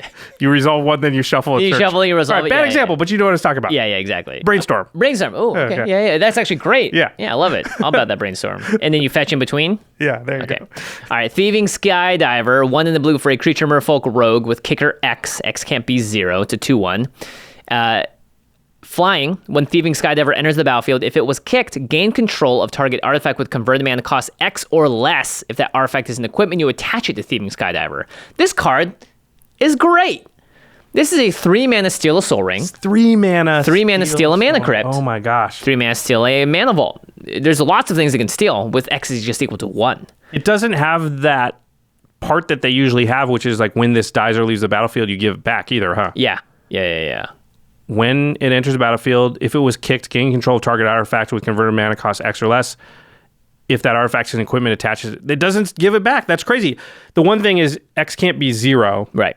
So you have to pay 1 for X even if you're stealing a 0 casting cost artifact like a Mana Crypt. Still, whatever. 1 mana for a Mana Crypt, still great. Yeah, and people are saying this is great in the Yuriko deck. Oh, right. Because it attacks. you bounce it back and you can recast it, steal something else each time. Yeah. I mean, you're always going to be able to get a signet. Yeah. Right? There's like, I can't remember the last game of Commander I played where it's turn 3 and there's not, or turn 4 and there's not a signet. Or even a thought vessel. 3 mana rock even. Yeah, this is going to be really, really good. And you're right, bouncing it back to your hand. So Crystal Shard, Erratic Portal. And you gain control of it forever. Yeah, that's what I was saying. It doesn't give it back. Originally I thought it did. That's, oh man. Yeah, that's great. You can steal creatures. I mean, a sweet equipment with it and equip it already. So there's a lot that Thieving Skydiver can do here. Skull Clamp, it's pretty good, right? Yeah, get your Skull Clamp and immediately draw the cards. Yeah, and then I keep the Skull Clamp, and the other person's like, that was the best card in my deck. And I'm like, I know.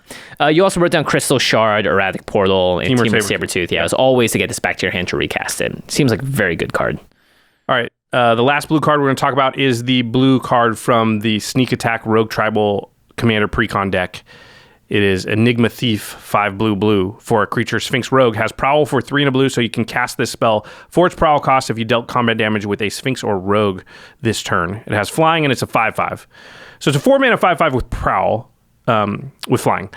When it enters the battlefield for each opponent, return up to 1 target non-land permanent that player controls to its owner's hand. Yeah.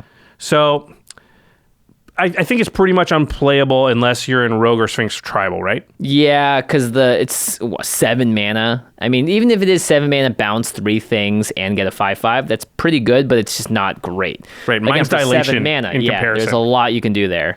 The bounce is important, so if you're able to prowl this out, then go for it, for sure. Really good in an Unesh deck because Unesh... the Cryo Sphinx Sovereign. Yeah, that reduces the casting cost of Sphinxes by 2. Right. So it's only 2 mana. And it's going to see it as an odd CMC on the top of the library. Yeah. It's pretty sweet. Yeah. I mean, for that deck. In general, I think it's unplayable otherwise. Okay. As just sort of like a blink target. How did blue do?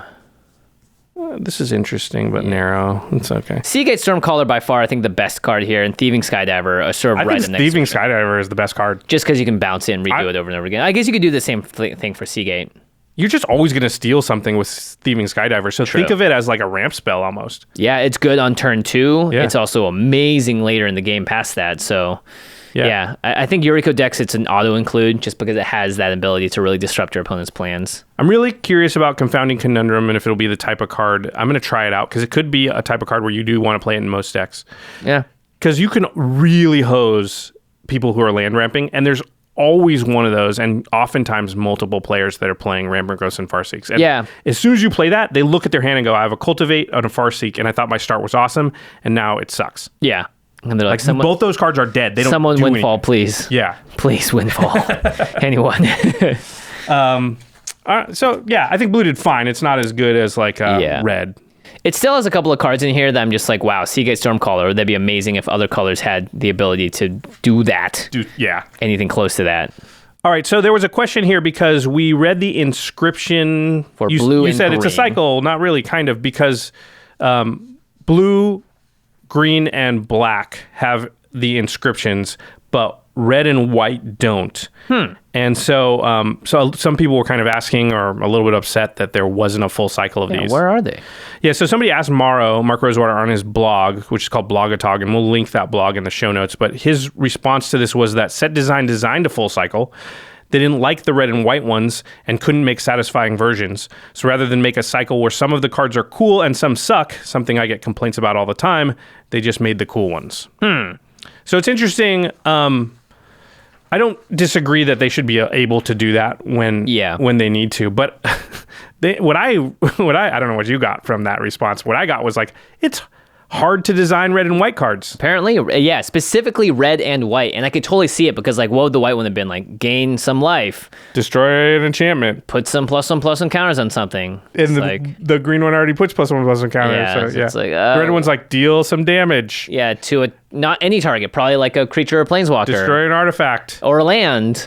Creatures without flying can't block this turn. Or maybe active trees in the thing. Like, it does feel like the fact that we could just come out here and say a bunch of different ways that, it doesn't look like the design space is big enough for them to make a satisfying version of it. So maybe that tells you that red and white need to be expanded as far as what those colors can do. It's hard to design that type of card for them, they might just be naturally confined, right, or unnaturally confined, and we may need to like open up what they can do. So, and they're working on it, which is cool. All right, we're almost there. We're getting near the end. We're going to talk about multicolored cards. There's only one. It's the Spoils of Adventure. For a white and a blue for an instant, the spell costs 1 less to cast for each creature in your party.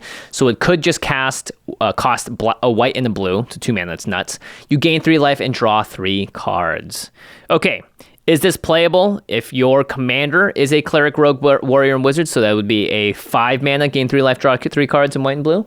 Instant, no. Sphinx's Revelation is X white blue, X white blue blue. But you never want to just draw 3 off of it. Yeah. But yeah, Sphinx's Rev only draws you 2 cards for 5 mana, right? Yeah. If it costs 4, then you're pretty good because it's instant. So it's just better, sort of harmonized, whatever. Yeah. Instant makes a big deal there. I think 4 is doable. Yeah, and especially in blue, and you're likely to have like just randomly some wizards and stuff.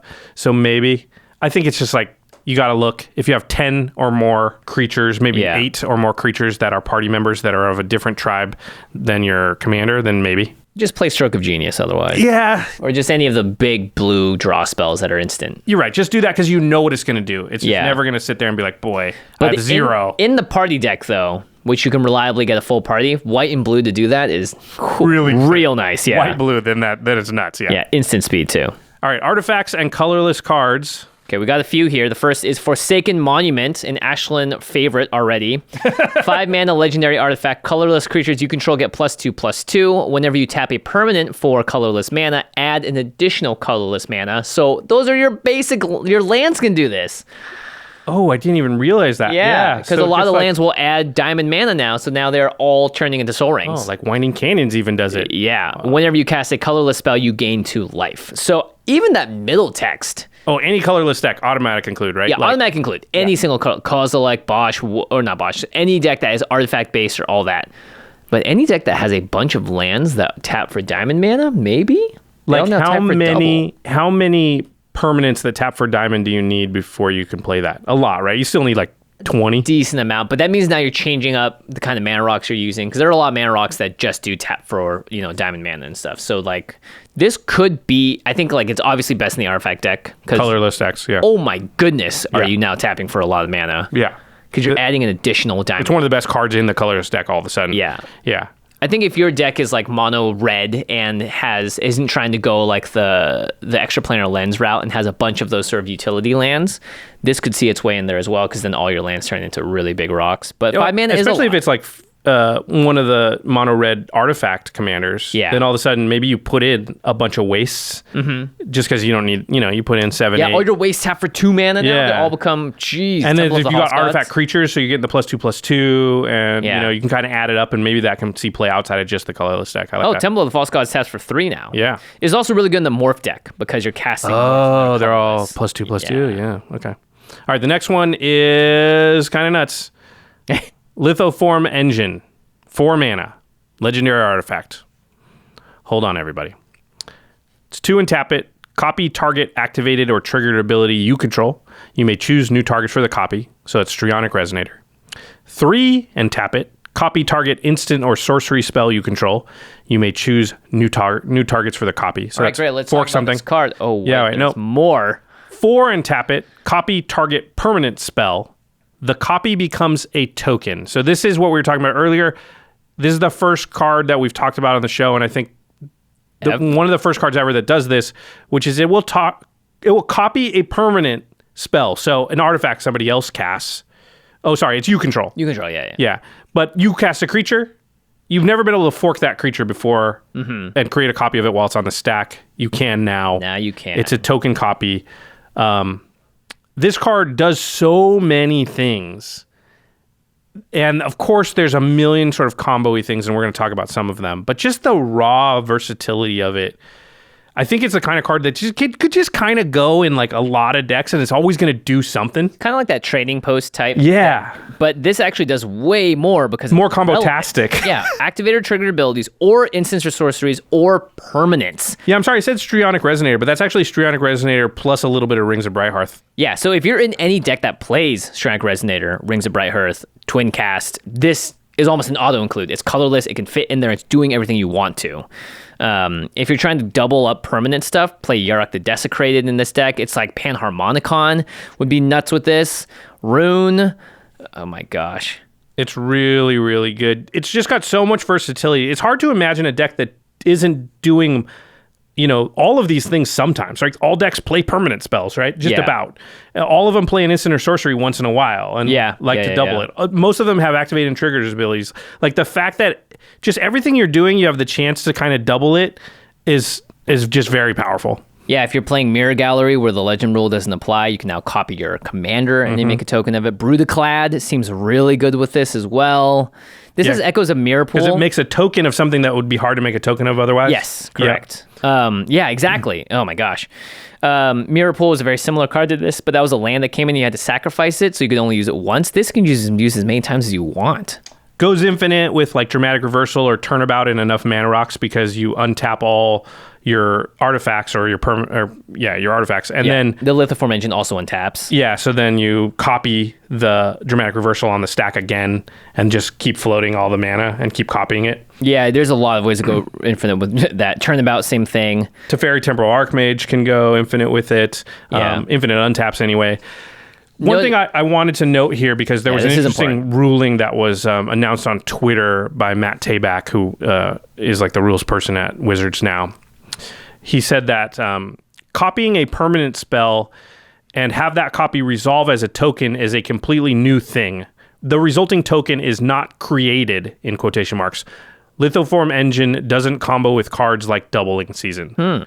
So the token doesn't get doubled by Unknown Procession, Doubling Season, things like that. It just makes a token of it and you're copying a permanent, so you're just getting it. It's not created. Yeah. I guess that's the wording clearly they don't want it to work with Doubling Season and stuff, which is fine. And that's the kind of loophole they're finding. If it's created, then it interacts. If it's not, it's not. What's cool is that you can cast something, they can counter it, and in response to the counter, you Lithoform engine their spell and you get the card anyway. Yep. So this is almost makes all of your spells uncounterable. Yeah, kinda. Because or you're either going to double it, or you're going to get two of it. I mean, or you just get two. Yeah. You're going to get because you're right. One. Instant or sorcery, which is the only non-permanent spells. Yep. You can copy, and permanent spells you can copy. So enchantments, creatures, planeswalkers. You could just copy them. You get two of the planeswalkers. Well, it's a legendary. You need a lot of. Yeah, you're right. You need a lot of mana too. But if someone does try and counter it, you're just like, I don't care. I'll just copy the spell that you tried to counter, and the spell gets countered, but I still get the copy of the permanent. So this seems very good. It's very good. People are sort of comparing it to Paradox Engine. I don't think it's that powerful. You do still have to jump through some hoops. You have to tap it to do its thing. You have to pay mana. Paradox Engine just lets you go nuts. Yeah. So it's doing different things than Paradox Engine. I don't think they're actually that comparable. I also don't think it's as powerful, but it's still very powerful. I mean, this with Paradox Engine. Oh my gosh. Okay, next up is Myriad Construct, 4 mana for a 4/4 creature construct with a kicker of 3. If it was kicked, it enters the battlefield with a +1/+1 counter on it for each non-basic land your opponents control. So this thing for 7 mana could be +20. When Myriad Construct becomes the target of a spell, sacrifice it and create a number of 1/1 colorless construct artifact creature tokens equal to its power. So even as a 4/4, if you bounce it, you target it with something, it's going to make 4 1/1s. Yep. You'll still have to sacrifice it to get the 4/1/1, so the bounce won't really work in your favor, but it's really good in a Zada Hedron Grinder deck that's always trying to target Zada with stuff. Same with Feather the Redeemed. So this is one of those cards you can play it for 7 mana. It becomes like a 15/15 or something. And then one of your many spells you have for Zada or Feather just targets that instead. Boom, it blows up. You make 15 1/1s, and you've got a big attacking force. And again, Brutaclad, Telcor Engineer, seems to get new toys every single set now. Brutaclad! That's fine, because that deck's cool. Yeah, that deck is cool. Yeah. Anyway, this card seems interesting, not too busted, but still pretty cool. Yeah. I think. Did we talk about Doubling Season and Unknown Procession and Divine Visitation? Do we have all the normal token things? All the normal tokens. Cuthar's Crusade? Yep. Oh, also good. that, yeah. Also good. Okay, we got a couple more artifacts and we're almost there. Okay, next up is Relic Amulet, 2 mana artifact. Whenever you cast an instant sorcery or wizard spell, put a charge counter on Relic Amulet. You can pay 2 to tap and remove all charge counters, and it deals that much damage to target creature. Josh, would you play this in your wizard pinger deck? No, I don't think so. The problem is that it only hits a creature and you got to remove the counters, and so it's just like unlikely. like that's 4 mana once you did it, and maybe you did like 6 damage to something, and then what are the chances you're going to do that again? People have been asking me if I'm going to play it in my Feather deck because it casts so many instants and sorceries. And it's just like, might fit. No, I don't want to pay 4 mana to do that. I'd rather just Lightning Bolt something. Good point. Yeah. So, no, I don't think that card's actually that great. Okay, I think it's going to be too slow. Next one's actually kind of cool. Yeah. 3 mana artifact Relic Vial. You can pay 2 and tap it to sacrifice a creature to draw a card. So that's not amazing, but it's something. However, as long as you control a cleric, Relic Vial has, whenever a creature you control dies, each opponent loses 1 life and you gain a life. So this is an Aristocrat's artifact for cleric decks. Shadowborn Apostles. Or a Skyclave Hierophant. Or Aelie, Eternal Pilgrim, any of those cleric decks, but Shadowborn Apostles seems nuts with this. Shadowborn Apostles does have trouble winning. This is a win con, right? Because you're just like, oh, cool. Now I get I have 30 Shadowborn Apostles. I'll just sack them all. And sometimes you can just tap it to draw a card. Yep. To for sure. Totally worth it. 2 mana, sack a creature, draw a card. Like, sometimes that's not the main thing, but it'll get you out of a nasty spot in a pinch, maybe, draw you out. Yeah, it's a Zula Cleric Cutthroat. Zula Cleric Cutthroat. I love it. in a vial form. Yeah. Well, all right. The last artifact is Skyclave Relic. 3 mana for an artifact that has Kicker 3, and it's indestructible. When it enters the battlefield, if it was kicked, create 2 tapped tokens that are copies of Skyclave Relic. So if you pay 6 mana, you get 3 of these, and they're indestructible, remind you. Remind you. You can tap this and add 1 mana of any color. So it is a Dark Steel Ingot. This is just strictly better than Dark Steel Ingot, right? Like you would never play Dark Steel Ingot anymore because that's a 3 mana artifact that's indestructible and taps for a mana of any color. This just has the incidental ability to, for 6 mana, make 2 more of them. They come in tap, the extra ones, but still. Yeah, so interesting comparisons to Gilded Lotus, which is a 5 mana card that adds 3 mana of 1 color. This now can create 3 separate artifacts. I think decks that want to have a lot of tokens on the battlefield, like Broodclad, again, very much like this. Metalcraft, yeah. I think you almost always do want to run this over a Gilded Lotus, unless you're looking for that, I'm going to want to tap these artifacts and tap them for a bunch of mana over and over again type deck. Yeah, that's what I was going to say. I usually run Gilded Lotus because the deck I'm running it in has the ability to untap Gilded Lotus. And so you turn Keeler's Follower into 3 mana or a Fate Stitcher into 3 mana. Yeah. Yeah, the Skyclave Relic is doing something a little bit different. But if you have the ability to, again, doubling Season Anointed Procession, make use of tokens, double tokens, turn, whatever, do stuff with tokens, then all of a sudden I think Skyclave Relic becomes really powerful because the ability to like pay 6 mana and get 12 mana rocks somehow out of it, right? Becomes a little bit nuts. Broodclad, again, can do sort of things like that. So yeah, and just get them untapped and boom, you've just ramped out a lot. Yeah. I'm interested. This may be really good in mono red, mono white too. And just for 6 mana, you get 3, indestructible mana producers. The fact that it's indestructible is a really big deal. Yeah. Yeah, I like it quite a bit. Any deck that can animate artifacts as well now makes these indestructible creatures. So good stuff. All right. 1 card to go. It is a land. It's Crawling Barrens. Taps for diamond mana if you have a Forsaken Monument out. Tax for 2. Yeah. All right. Tap it for diamond, or you can pay 4 and put 2 1/1 counters on it, and then you may have it become a 0/0 elemental creature until end of turn. It's still a land. Very interesting. The first time you do it, it's a 2/2, but the second time you do it, it's a 4/4. Yeah. And it doesn't have to become a creature when you do it. You may have a return this creature. So you can just put counters on it, and no one can touch it as a creature. And if you have infinite mana, you can just make it infinitely large. Yes. Yeah, pretty cool land. Yeah, once you do turn it into a creature, and if you have a Training Grounds up, then it only costs 2 mana to do so. Or a Biomancer's Familiar, because it has to become a creature. But I do like the fact that if you just have empty mana to sink into this, boom, put it in, makes it a slightly bigger thing over and over again, and eventually it could be big enough that you actually want to use it as a creature, or if you have like an Ozolith out, you sack it, put all the counters on something else. It's a little roundabout way, but it is an interesting design for a land. So I think very specific decks will want to play this. Yeah, if you just have a Traxxas or whatever, you may as well, right? Yeah. It's going to proliferate over time, slowly grow. Yeah. Yeah, Greater Good or something could be good with it, that kind of stuff. Indeed. All right, we are going to go into the next phase here, which is talking about how we feel about the new cards overall. We're going to pick our nominees for what we think the most powerful cards are, our favorite new cards. There are a lot of cards to look at. Yeah. I'm trying to pull them all out here. New cards overall, I think they did a pretty good job in this set. I don't think there's a lot of stuff that's like straight up nuts. We don't have a lot of smothering tithe level stuff. Yeah, I think they did a good job. I don't think there's any like super standouts. I think Feed the Swarm for me, as far as a staple type card, is a card that I personally are probably going to put in the most amount of decks that I have out of the cards. And that's just a prediction, because sometimes we think that and then come to find that there was this other card that we didn't think about. I like where they put the Planeswalkers this time around. I thought they're all pretty good. None of them are super busted, and they have Landfall and Kicker on them, which is really neat. Lithoform Engine just looks like the most standout card by far to me. But Feed the Swarm is especially notable because, man, Black just needed something to do against enchantments, and now it's got the cleanest answer that also kills creatures. So it fills 2 slots in the deck.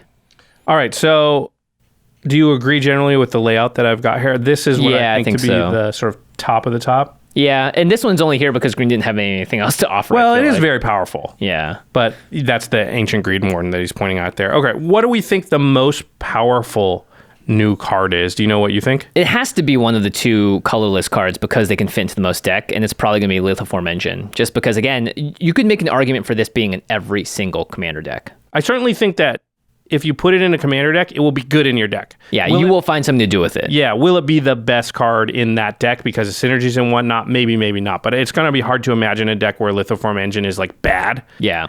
I think the most efficient card is probably Thieving Skydiver. It's a really good card. Just steal a mana rock for 3 mana, and you get a creature out of it. I think you could make the argument that Feed the Swarm is the most powerful new card, though, because Black's never done it before. Yeah, exactly. Yeah. It's giving a thing to a color that's never had that thing before, True. And it's doing it efficiently. Like normally we would see, okay, fine, we'll give Black some enchantment removal, but it's going to cost you an arm and a leg, and it's going to have a huge downside. This is not that bad. 2 mana, take 3 or 4 damage. I think that's pretty good. Yeah, so, pretty darn good. I think Trove Warden 2 is pretty interesting in that they're pushing white towards that direction. It has some nice combo-y things it can do. Yeah, totally. Archon of Emeria also feels like just a good, fair, but powerful card. There won't be a game where Archon of Emeria comes down and doesn't drastically change the dynamics of how that game's playing out. This is one of those perfect cards for people that are playing on a budget too, to just go in and just nail someone to the wall with a single card and just disrupt a huge amount of disruption. And they're like, what? That card does what? You're like, that's right. Guess what? All your expensive cards, well, you can play one of them per turn. Yeah, exactly. Yeah. And then I think Leyline Tyrant gets a nod from me because it does the weird Omnath thing where red man does not get lost between steps and phases. My biggest question is Confounding Conundrum. It's possible that card could go in a lot of decks in certain metas where people are really land ramping a lot. And it's possible where it could be really bad in metas like CEDH. This card's probably bad because people are playing artifact-based ramp because it's cheaper. They're not playing a ton of rampant growths and stuff, so it's not going to do much. But in casual, this feels like it is going to just cause huge headaches for a lot of decks. Yep. All right, let's talk about... So we both agree Lithoform Engine. Yeah, probably the most powerful new card. Although I think it's close. I think Feed the Swarm, Thieving Skydiver... They could be on that list. Trove Warden could maybe be in there. All right. Indeed. What is your favorite new card, Jimmy? Oh, jeez.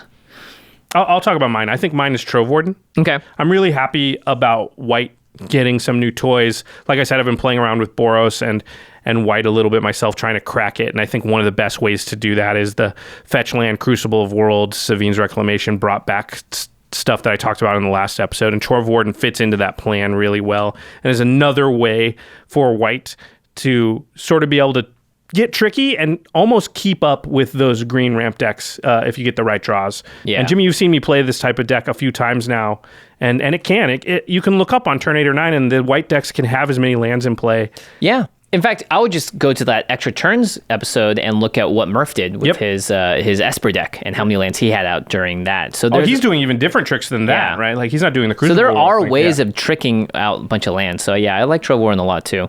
I don't know, it's a really close one for me. I'm kind of a fan of stealing cards in Commander, and Thieving Skydiver, just the more I look at it, the more I'm just like, I'm going to play this thing a bunch. That's going into a lot of blue decks. Well, the fact that I can steal the equipment and attach it too just gives it an additional upside because the equipment already is an artifact.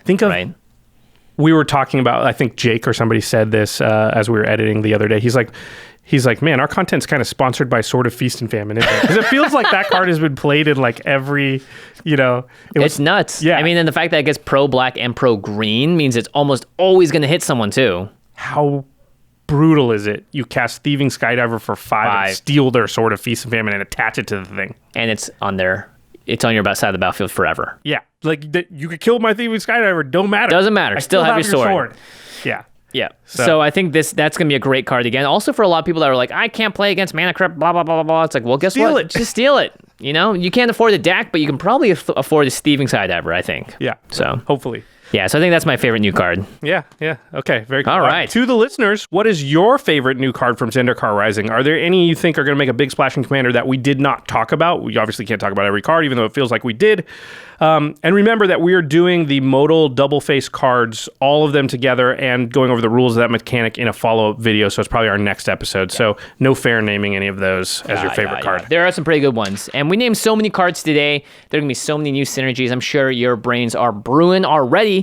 So make sure you head on over to cardkingdom.com/commandzone to fill out and complete that deck that is now being built right now by you in your brains.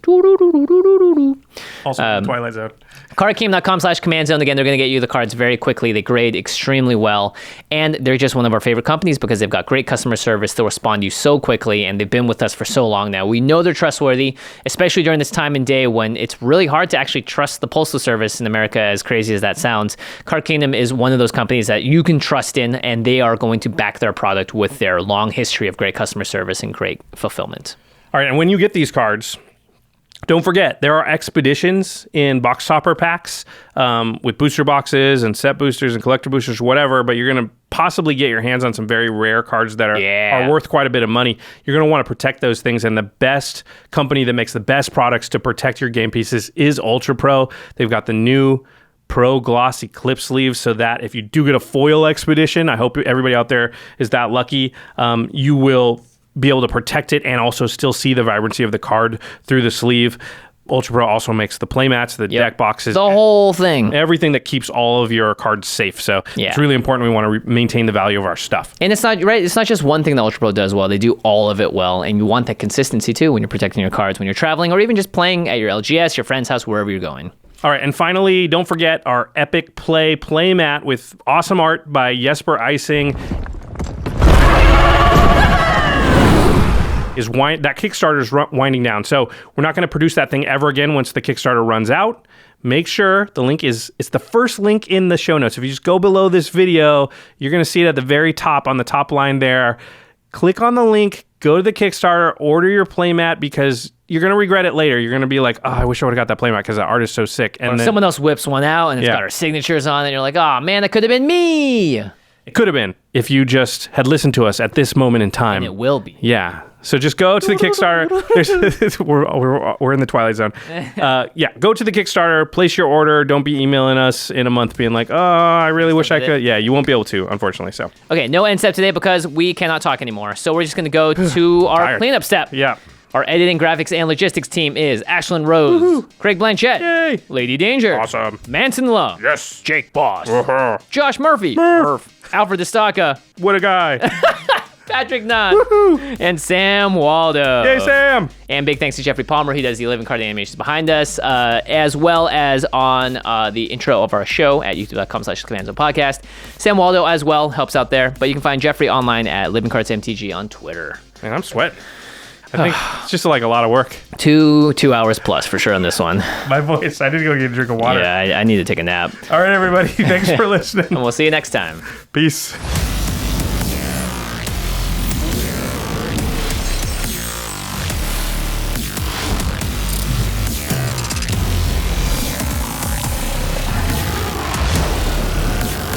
Thank you for your attention. For further inquiries, send an email to commandcast@rocketjump.com or ask us on Twitter @JFWong and @JoshLeeQuai. See you later, alligator. Greetings, humans.